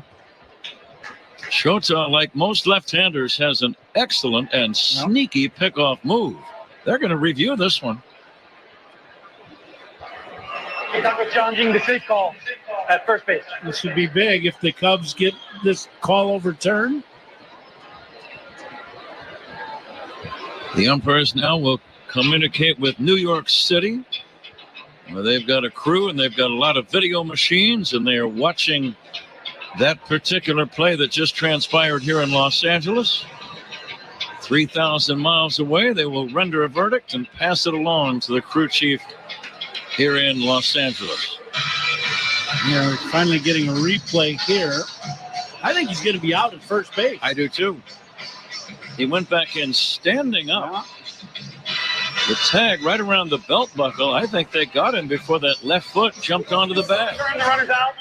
Chicago will retain the challenge. They have overturned it. He is out at first base.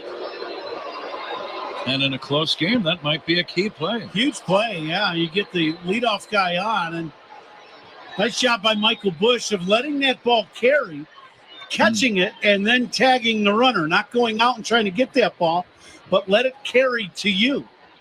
Nice tag. That's a good point, Ron. Here comes the pitch now to Rojas, a looper into shallow center. It's a base hit. And the pickoff looks even bigger now. One away and a man at first. 3-1 Dodgers, bottom of the 7th, and the batter Max Muncy. Boy, it is really big now. It's exactly right. Muncy hit a booming home run. One of the few that Imanaga has allowed to left-handed batters all year long. Muncy also struck out as he takes a strike 0-1. Now here, this is how bad the official scorekeeping can be. They gave the ball that was hit to Swanson this inning an error. I'm not sure I understand that. That makes two of us, but we've kind of had that going on all year. I mean, you didn't give Freeman an error on the ground ball hit early in the game. Two hopper right to him. Dansby goes in the hole in the outfield grass, slides, and they give that an error. The thing that's puzzling to me is Muncy bats, waiting for the 1-1. And Muncy hits a fly ball to center. It's playable for Crow Armstrong. And that's going to be the second out in the inning.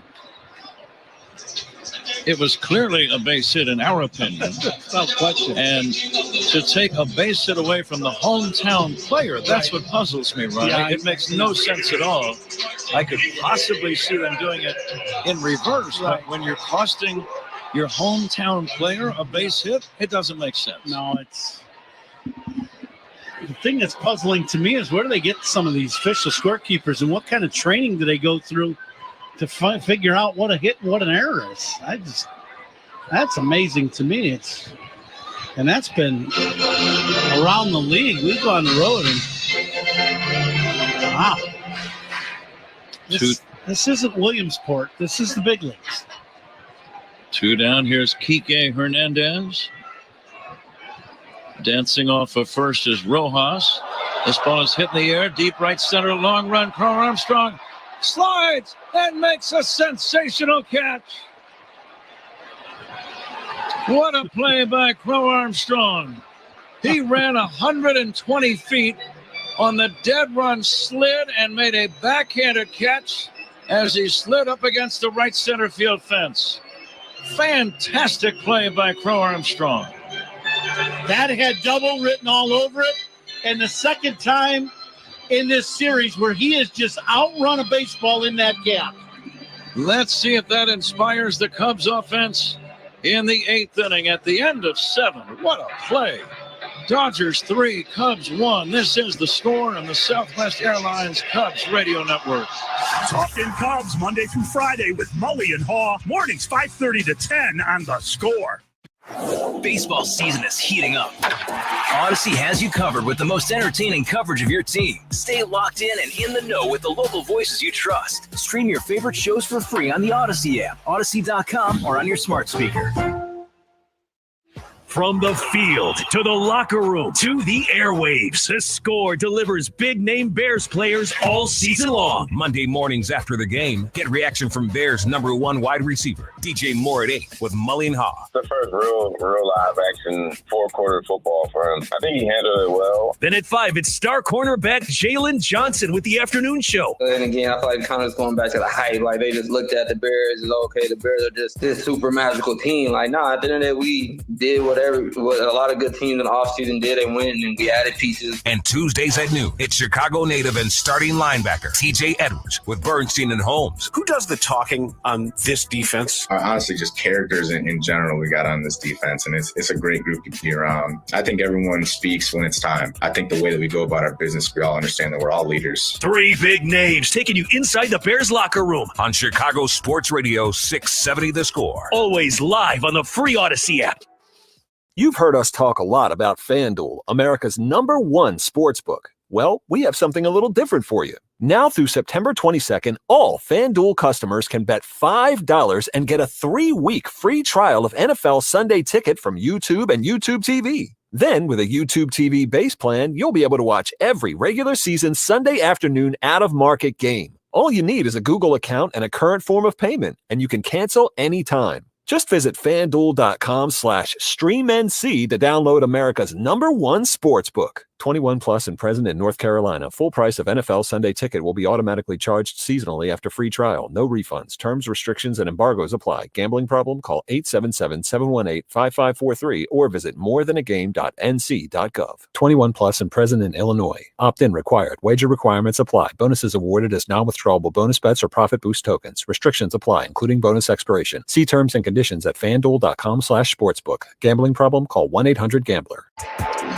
Top of the 8th inning, 3-1 Dodgers. This 8th inning is sponsored by Cars for Kids. 877 Cars for Kids. That's Cars with a K to donate your car today, Patrick. Alex Vesia still doing the pitching for the Dodgers. It's his second inning of relief. Cubs trail 3-1, 8th inning. Getting late. They need a rally. Happ, Swanson, and Suzuki coming up. First pitch missing to Happ. And now the 1-0 from the big left-hander. That's high for ball 2, 2-0. Ball game brought to you in part by Circa Resort and Casino. Get ready for the time of your life. CircaLasVegas.com. Let's see if Ian is taking one here. He might be. Yep, ball 3. Certainly taking one now. The first out of every inning by the Cubs defense. Sponsored by Xfinity. You can stream sports with Xfinity because it's only live once. 3-0 to Ian Happ. Vesia misses way outside. There's a good start. A gift. A 4-pitch walk to Ian Happ. Davey Roberts immediately makes a pitching change. He's going to bring in a right-hander to face Dansby Swanson. And we can tell you that all pitching changes by the opposition, sponsored by Sloan, the official water efficiency partner of the Cubs and leader in smart water and commercial restroom solutions. Learn more at sloan.com. Dodgers 3, Cubs 1. 8th inning. Cubs need a rally. Thank you for staying up late back home. This is The Score and the Southwest Airlines Cubs Radio Network. Cubs Talk with Mully and Haw, mornings 5:30 to 10 on The Score, the official radio home of the Cubs. At Hyundai, we make a big deal about the little things, like the little fact that 9 Hyundai vehicles have earned IIHS top safety picks this year, and offering a little thing called America's Best Warranty, because delivering safety and quality, pretty big deal. Visit your nearest Hyundai dealer today. Hyundai, there's joy in every journey. Right now, get 1.99% APR for 60 months on the Hyundai Tucson or Tucson Hybrid. Visit your local Hyundai dealer today. Offers end September 30th. Call 562-314-4603 for details.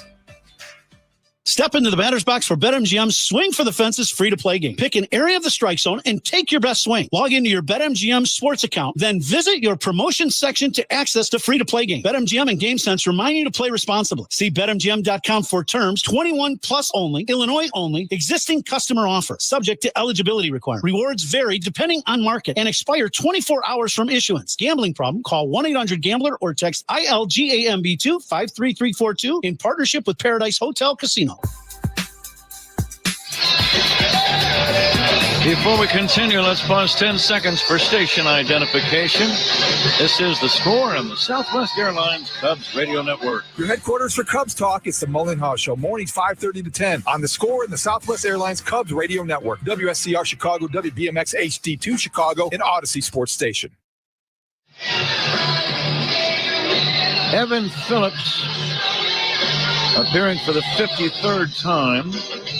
He's averaged about an inning per outing. So I'm wondering if they'll let him try to finish this game. He is 18 out of 21 in saves, but he'll need 6 outs to get it. Cubs have other ideas, like an 8th inning rally. A man at first, nobody out. 3-1 Dodgers. Right-hander to right-hander. Swanson chops it slowly toward third. The ball picked up by the catcher, and he makes a bad throw. Everyone is safe. Freeman had to come off the bag to take that throw from Barnes. Cubs get a break, Ron. That's going to be an error on the catcher. And the thing about this play, Barnes is a guy, and when you watch him throw in between innings to second base, he always throws the ball sidearm. Very unconventional for a catcher. He gets this ball, and throws this ball sidearm, but he pulls this throw and throws it way into the infield side, and it ends up being an error. Seiya Suzuki batting. 2 men on, nobody out. First pitch is outside for ball one. Tying run at first. It's E2, the scoring on that last play. Happ at second, Swanson at first. By now the Cubs need a big RBI at bat from Seiya. RBIs by Cubs batters. They're sponsored by Old National Bank, where relationships and results matter. Just under 52,000 fans here. And now the 2-0 pitch on the way. In for a strike. Just barely at the knees. Seiya not thrilled with the call by Corey Blazer. A couple of good veteran base runners on the base paths. Happ at second, Swanson at first. Suzuki out in front, fouls one away. Now it's 2-2. What's the thinking here, Ron? I think you got to put this ball in play. You just got to try to survive now on this AB. Designated hitters to the Cubs, that's Seiya, sponsored by Fireplace Chimney Authority. Visit online or their Elmhurst or Lyles showrooms. Might this be a big base hit for Seiya if he can get back in this at bat. Suzuki fights one off and fouls it off. That was up near the top of the zone. 51,923. We're going to see how we did in the Benny's Beverage Depot attendance game. It looks like Ron Coomer is the closest. Back to the action. Suzuki waits. And the 2-2. Fouled away again. Pretty good battle going on. Oh, excellent job by Seiya to extend this at bat. The inning began with a base on balls. Walk sponsored by North Shore Adult Diapers, reassuringly strong protection for even the heaviest control problems. Here's the pitch to Suzuki. Cracked on the ground, base hit up the middle. Ian Happ is going to go to third and score on the play. Swanson goes to third. The throw gets away, and it goes out of play. And I believe Dansby Swanson will score. He will. The game is tied. A 3-3 tie. Happ scoring from second. The throw went to third. Swanson slid in there, and the ball got away from the third baseman, Muncy, and it rolled into the Dodgers dugout, which made it a dead ball. So the batter, Suzuki, gets second. Both runs score on the play. And now Craig Counsell is saying that since Suzuki was already at first at the time of the throw, that maybe Suzuki should be at third base. That's what I'm wondering. So I think the umpires are trying to figure out exactly what they're going to do here. Seiya was, when the ball was still on the field of play, Seiya was between first and second. Dansby was already at third base. So I think the umpires are going to take a review of this to see where they think they should go.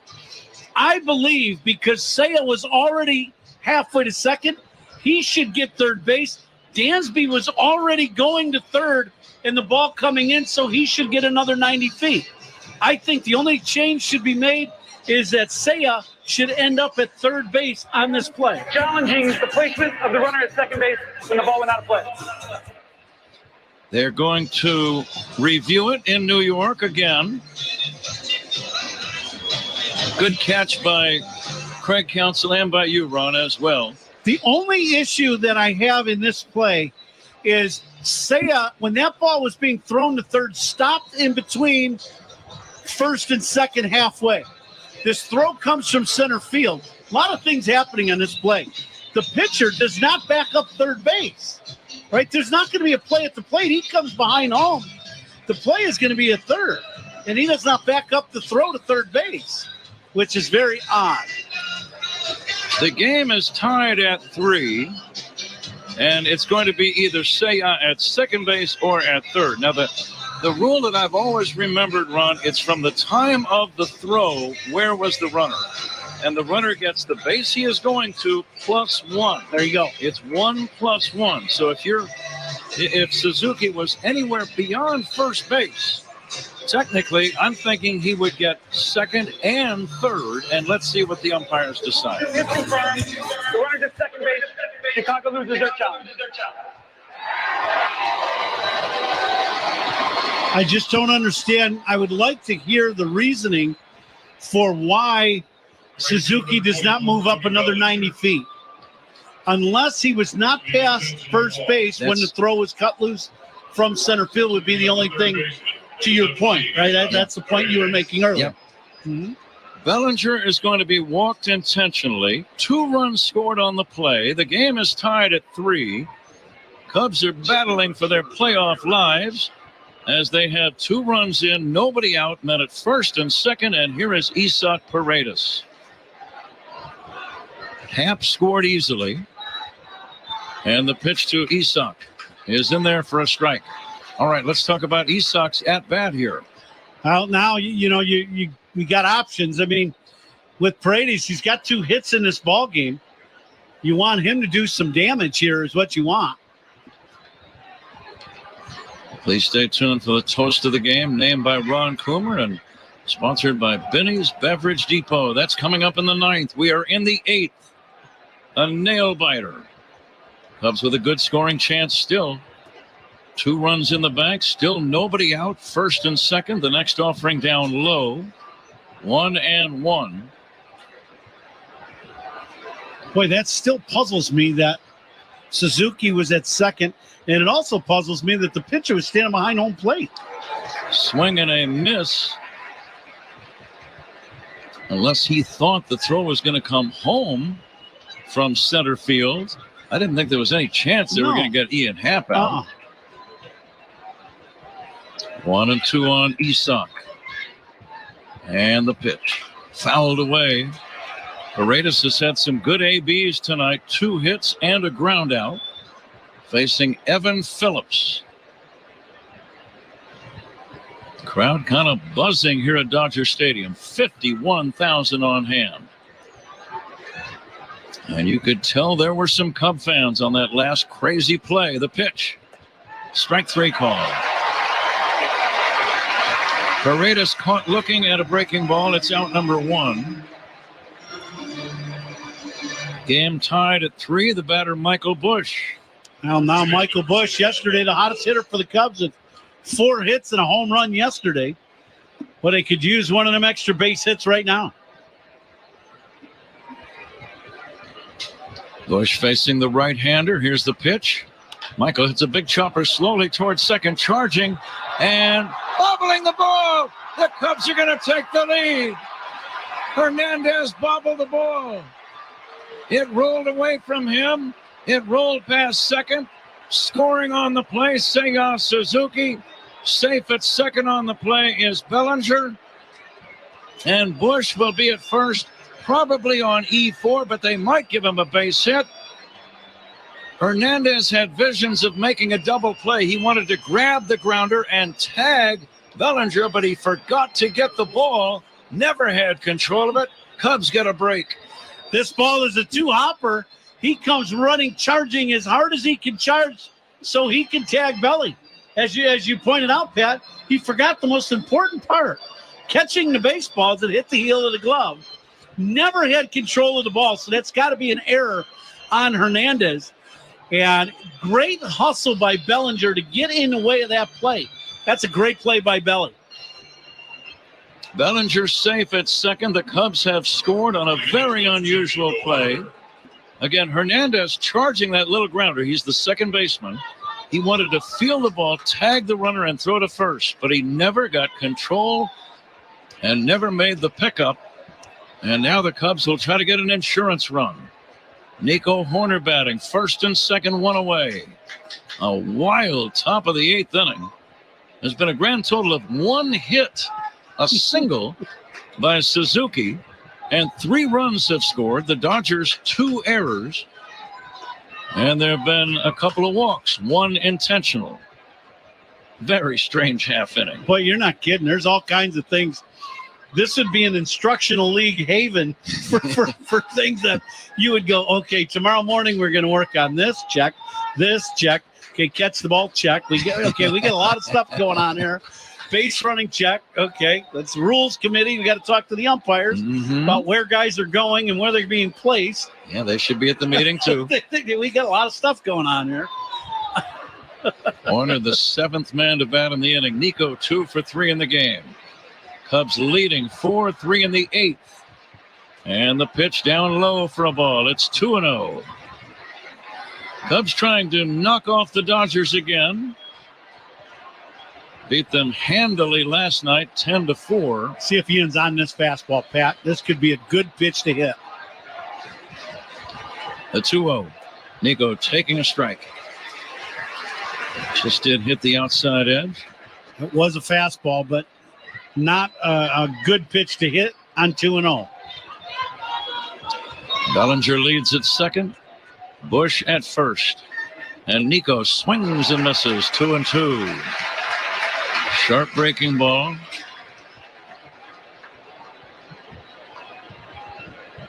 Evan Phillips, the Dodger right-handed reliever, is set. Cubs lead by a run, 8th inning. The pitch. Nico takes way outside, 3-2. Are the runners possibly moving or not necessarily? Oh, you got Belly at second. That would give you a little idea. You could. I would think not. They are not going. Horner pokes it foul, out of play, right side. What I meant by that, Belly at second, he runs very well. So if there were guys that you could run with, he would be one of them. Cubs bullpen getting busy. Dodgers bullpen staying busy. And now Horner fouls another one away. Everything away so far from Nico. Cubs trying to keep this impressive road winning streak going. They have won their last 7 road games before tonight. And now the 3-2. Horner lines one. That's going to be a fair ball all the way to the left field corner. Bellinger scores. Bush around third being held. RBI double. Nico Horner. Cubs lead 5-3. Excellent at-bat for Nico. He really spoiled some good pitches down and away. And finally got one that stayed in the middle of the plate, and he just hooks this ball down over the third baseman's head. Muncy, no chance of catching it. It's an inside breaking ball. And Nico pulls the hands in and just hooks it. Muncy looks to jump, can't, but another run scored for the Cubs. How about a 4 spot here in the 8th inning? And they still have men at second and third with only one away. Pete Crow Armstrong, the batter, takes high. Remember his amazing play that probably saved at least one, and you never know how many more. That great catch he made to end the 7th inning. Pete also 2 for 3 with the bat tonight. The infield in. The pitch bounced. Right side diving stop. Only one play. A run scores. Hernandez a diving stop. The second baseman had no play at the plate. Another run scores. Cubs lead 6-3. Armstrong out at first on the 4-3 put out, but give him an RBI. You put that ball in play, and good things happen. Hernandez has to dive for this ball to his left, and Michael Bush gets a great jump from third. No play at the plate. 5 runs here in the top of the 8th inning. Cubs up 6-3. 2 outs and a man at third. Miguel Amaya, the batter. And the pitch to Miguel. Fly ball, shallow right, long run. Betts gets there. He's going to make the catch. But a wacky and productive top of the 8th inning for the Chicago Cubs. 5 runs on just 2 hits. There were 2 errors and 1 man left. We go to the bottom of the 8th inning.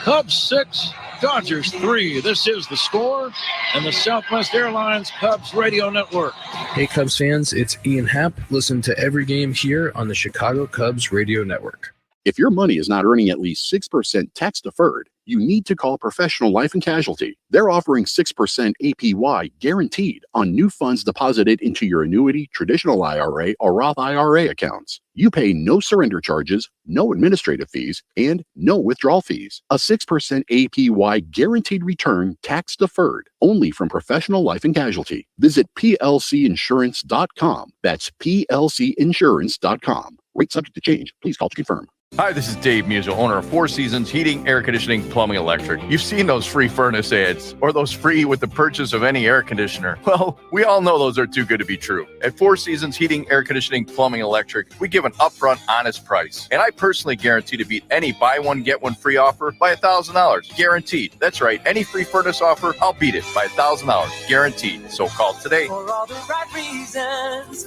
call 866-4 Seasons.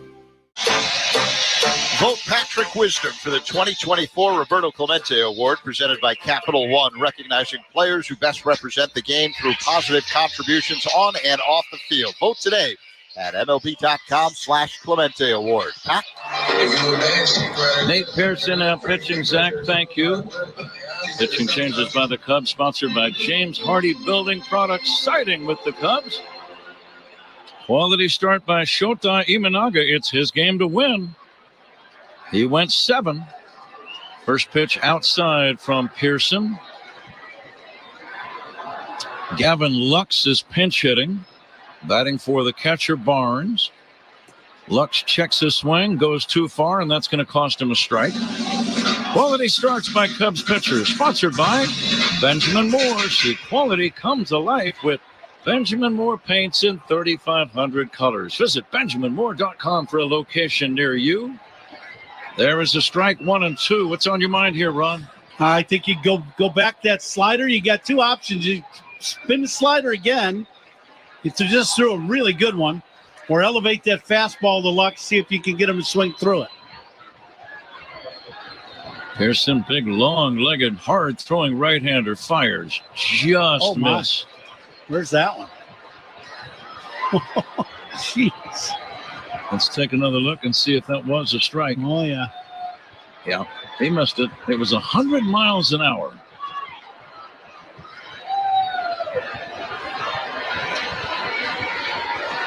Now the 2-2.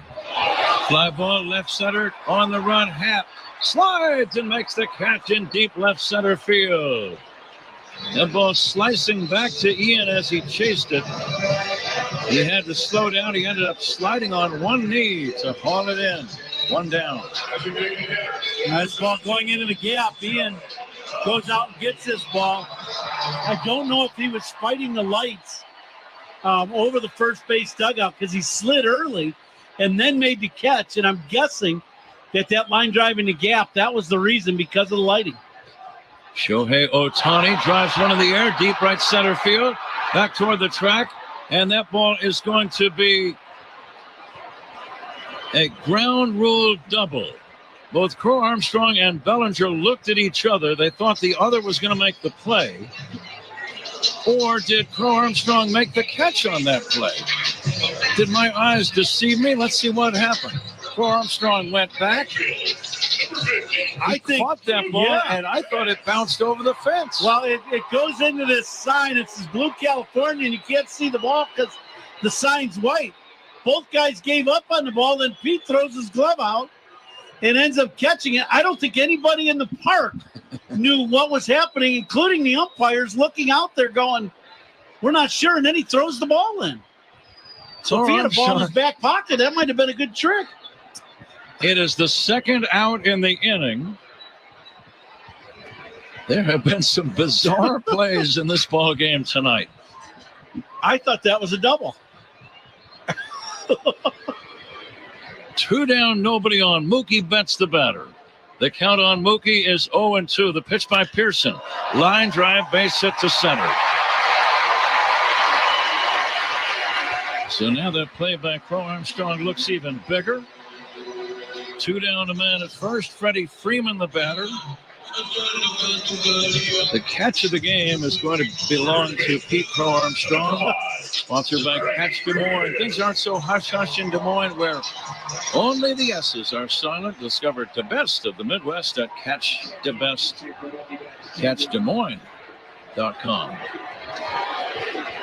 Here's Freddie Freeman. Boy, how big does that final run the Cubs got look now, Rob? Cubs lead 6-3. 2 down, bottom of the 8th with a runner at first. Freeman hitless in the game, takes low and inside for a ball. Freeman nothing for 3.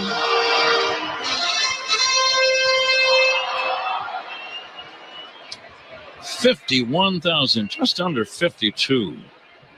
Freeman looks at a fastball high, 2-1. Now, if you can get out of this inning right here, the other big point of that is you flip the lineup over and you've got through the 1, 2, and 3 spot. The 2-1 to Freeman. It's outside, 3-1. Doubles by Cubs hitters tonight. They're sponsored by Traffic Tech. Double up your business with Traffic Tech, the hardest working team in transport. Freeman waiting. Toss to first. Not in time. Cubs trying to make it 2 in a row in this series, trying to make it 3 in a row, going back to the win over the Yankees at Wrigley on Sunday. The lead by Betts. He's not going, and here's a smash one hop to Paredes. Throws to first. Got him. Inning over. Dodgers don't score. No runs on a hit, a man left. It's on to inning number 9. Cubs 6, Dodgers 3. This is the score. And the Southwest Airlines Cubs Radio Network. Talking Cubs Monday through Friday with Bernstein and Holmes, 10 a.m. to 2 on The Score. If your money is not earning at least 6% tax deferred, you need to call Professional Life and Casualty. They're offering 6% APY guaranteed on new funds deposited into your annuity, traditional IRA, or Roth IRA accounts. You pay no surrender charges, no administrative fees, and no withdrawal fees. A 6% APY guaranteed return tax deferred. Only from Professional Life and Casualty. Call 1-800-651-1800. That's 651-1800. Rate subject to change. Please call to confirm. Hi, this is Dave Musial, owner of Four Seasons Heating, Air Conditioning, Plumbing, Electric. You've seen those free furnace ads or those free with the purchase of any air conditioner. Well, we all know those are too good to be true. At Four Seasons Heating, Air Conditioning, Plumbing, Electric, we give an upfront, honest price. And I personally guarantee to beat any buy one, get one free offer by $1,000. Guaranteed. That's right. Any free furnace offer, I'll beat it by $1,000. Guaranteed. So call today. For all the right reasons, call 866-4 Seasons. With Labor Day savings at the Home Depot, you can get up to $1,500 off select appliances from top brands like LG, America's most reliable line of appliances, like the LG Smart Top Load Washer with easy unload angled front, so you can reach every last sock. Right now, get up to $1,500 off select appliances in-store and online with Labor Day savings at the Home Depot. How doers get more done. Pricing valid August 22nd through September 11th. U.S. only. See store online for details. America's most reliable line of appliances per independent study. The At Our Best moment of the game is sponsored by Loyola Medicine. When things are at their worst, we're at our best. Let's just say it was that entire top of the 8th inning, Ron. That was the best time for the Cubs in this game. And thanks to Loyola, when things are at their worst, we're at our best. Loyola Medicine. Yeah, pretty incredible inning offensively for the Cubs. Only a couple hits, but some mistakes by the Dodgers, some good base running by the Cubs. Cubs leading 6-3. Ian Happ led off the 8th inning, remember, with a base on balls. And the Cubs batted around, sent 9 men to the plate, and scored 5 times on just 2 hits. That in itself allows you to realize it was an unusual inning. A run-scoring single by Seiya Suzuki, a throwing error on that same play, allowed another run to score. Nico Horner had a big clutch RBI double. Kike Hernandez made a critical error at second base. Now Gavin Lux has come in to play second base, and the new catcher is Will Smith. Kike Hernandez, we are told, moves out to left field. There's a smash up the middle, fielded by Rojas, and the shortstop on a short hop pickup throws to first in time. Ian Happ is out, number 1, and the batter, Dansby Swanson. Pretty nice play by Rojas at short. That ball was scalded. Stolen bases tonight by the Cubs, as always. They're sponsored by Turo Tire. For every stolen base this season, a donation will be made to Keeping Families Covered by Turo Tire. Swanson, the batter, he'll take a strike. I like to watch veteran shortstops, Dansby Swanson, and Miguel Rojas. You don't see them stabbing for balls. They have very soft hands. Yeah. Let the ball come to you. Just get your glove in the right spot and let the glove do its job. Yep, they almost cradle the ball like it's an egg. Very smooth. And much more difficult than they make it appear. That last play Rojas made, that ball was scalded by Ian. 1-1 pitch is swung on and missed. Hardest working player, Rumboy. Take your pick. Yeah, we got a bunch of them tonight. There's been some good stuff happening for the Cubs. But how about if we go with Shota with 7 innings, 4 punch-outs in the game. He got a quality start, as you were just saying. But, this was a special game for him and for Yamamoto, I think for Ohtani, and for Suzuki. And cracked on the ground to short, scooped up by Rojas, and he'll make a throw to first in time. One shortstop bounces out to the other. 2 down, and the batter, Suzuki. But don't you think this was a big start for Shota, and he really threw the ball well? It's kind of an old school performance by him. He went 7 innings, gave up 3 runs, all solo home runs. Yeah. But that's the key. There were solos, nobody on, so they didn't really do major damage. And he's in a position to be the winning pitcher in this game. First pitch inside to Suzuki. Toast of the game, Ron. We're going to let you make that call, as you always do. It's brought to you by Benny's Beverage Depot. Certainly some candidates. Well, how about Pete Crow Armstrong with some great catches tonight? He's got a couple hits in the game. He's got an RBI in that last AB, which was a crucial RBI. So Pete Crow Armstrong with the defense and offense tonight will be our toast of the game ball player. One was a real dazzler, and the other one was kind of a phantom. Yeah. A line drive into right center, a base hit for Suzuki, his 3rd consecutive hit of the game. And the Cubs leading by 3, 2 down, top of the 9th inning. The phantom that I referred to, the ball that was hit in that 8th inning by Ohtani, Crow Armstrong, and Bellinger converging, and it looked like neither man got there. But Crow Armstrong had caught it and then kind of hid the ball in his glove. Yeah, and then didn't throw it in right away. So we were in a quandary. We called it a ground rule double. Turned out to be a ground rule out. Yeah, you might have given his glove a new nickname too, the Phantom.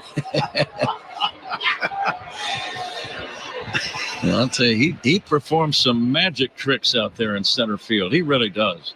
What range he's got.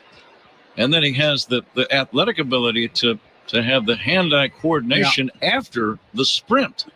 So you've got literally a lot of moving parts.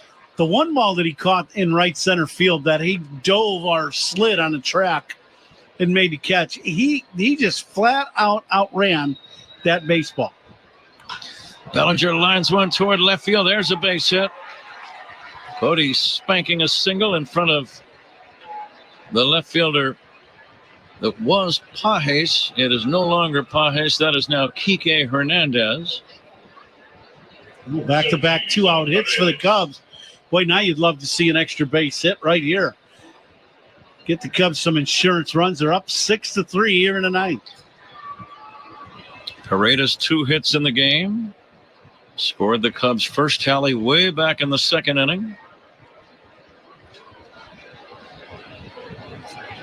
Cubs trying to stay alive in the National League wild card race. If they win, they will pick up some ground on the Mets, who lost.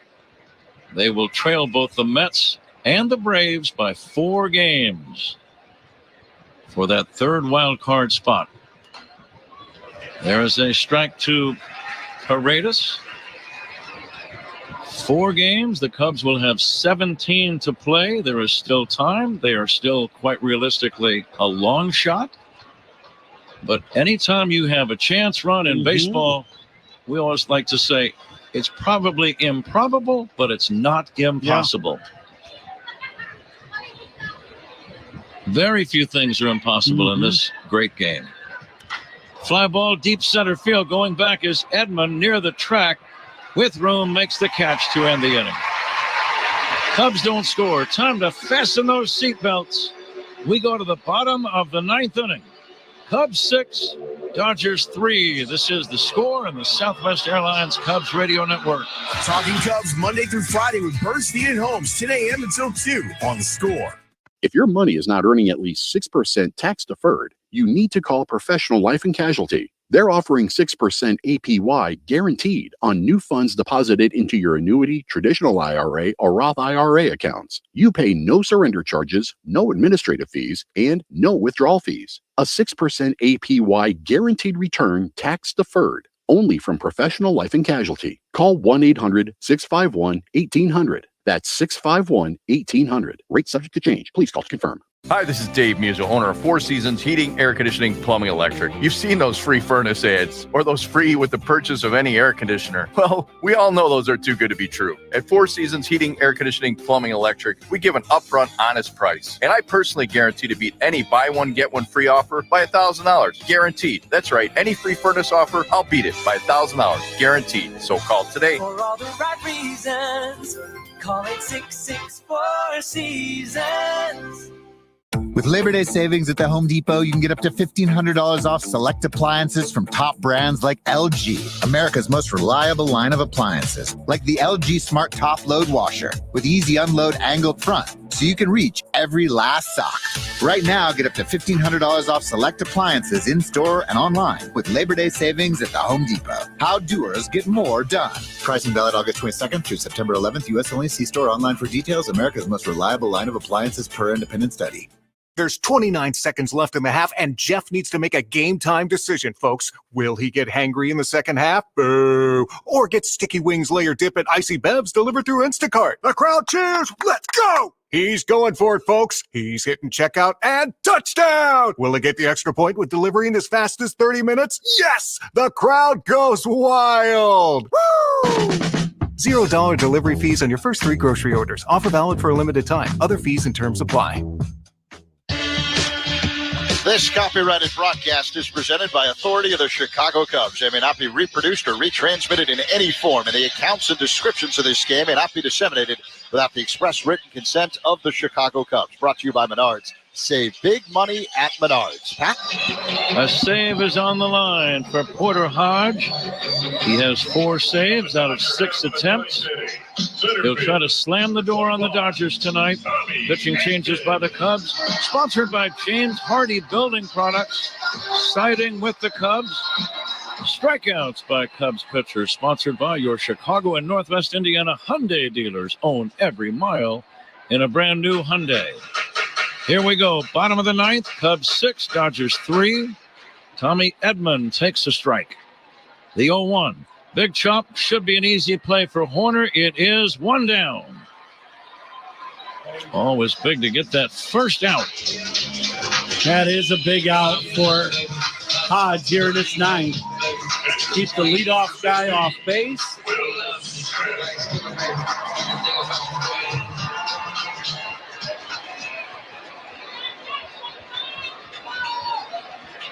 Will Smith batting for the first time. He'll take a strike. Good curveball.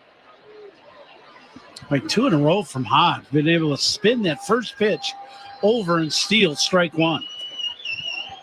Missed outside for a ball. Please stay tuned for Zach Zaidman's post-game show. The It's not a game, Illinois.com Cubs radio postgame show.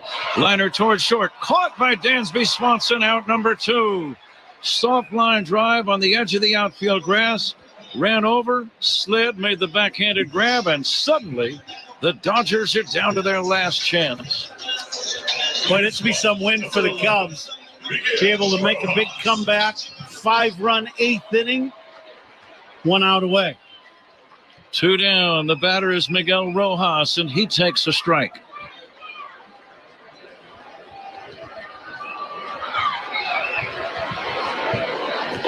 The next offering is down low. Cubs can clinch the season competition against the Dodgers with this game. Swing and a miss. The Dodgers down to their last strike. What do you want to see here?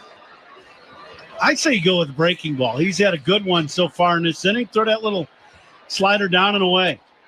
There was a breaking ball outside. You want to come back with another? One more, yep. Why not? 2-2 on Rojas. Cubs lead by 3. Bottom of the 9th. The pitch. Low for a ball. 3-2. Some of the fans have headed for the exits. 51,923 were here at one time.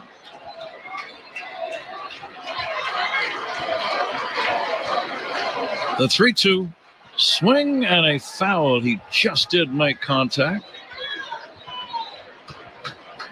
Rojas tonight has grounded out, struck out, and singled.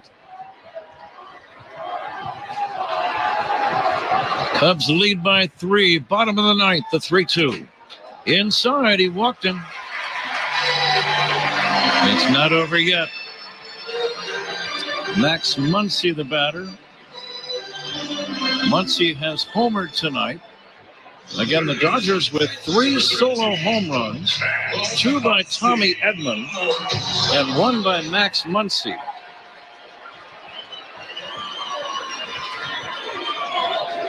The pitch by Hodge is a strike. Running and taking second is Rojas. No stolen base credited.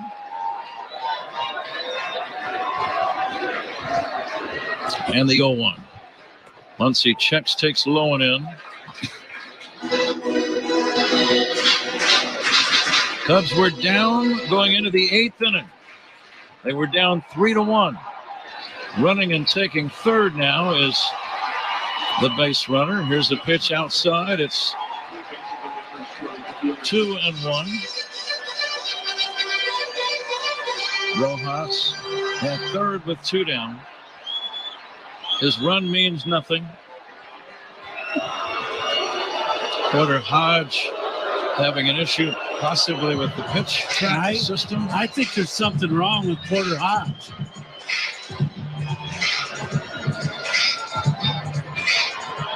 I'm not real sure, but all of a sudden he was kind of grabbing.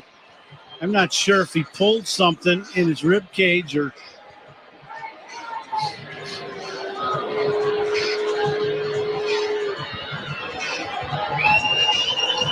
Hodge being looked at by the trainer, Nick Frangella. Craig Counsell, the manager out there. His teammates around him. He's still standing on the back of the mound. 2 down, bottom of the 9th inning. Max Muncy with a count of 2-1. 2 outs and a runner at third. Cubs lead 6-3. Hodge now walking off.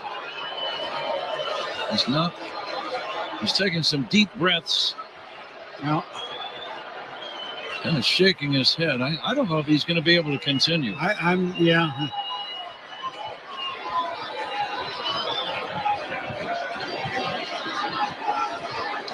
There will be some activity in the Cub bullpen just in case. Hodge visibly frustrated. You know that he wanted to finish this game. Yeah, absolutely. Nick Frangella, the trainer, talking with Porter, who now goes down to one knee. Never like to speculate in a situation like this. Now, I think that he's on one knee. I would guess they're probably going to take him out of the game. You know, this heat here in LA the last few days, you don't know, if he's having some issues with dehydration or something like that. And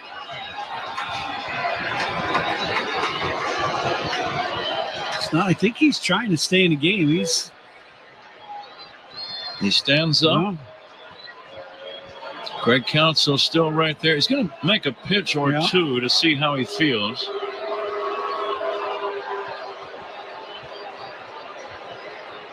Cubs leading 6-3. Hodge threw a fastball. He whizzed it in there at about 95 mph. Now he's going to throw another one just to make sure he feels all right. Is he going to try a third? Yep. He's going to stay in there.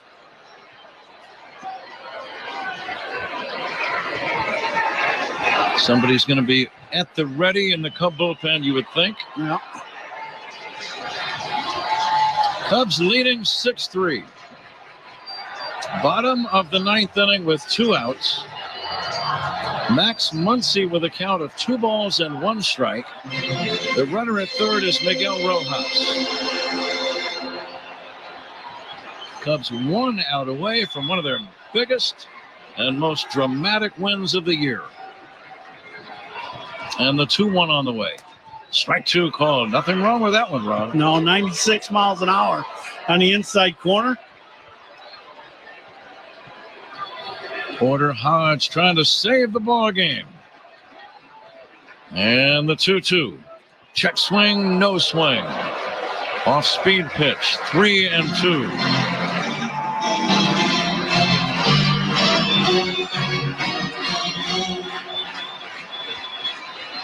Here comes the 3-2 pitch.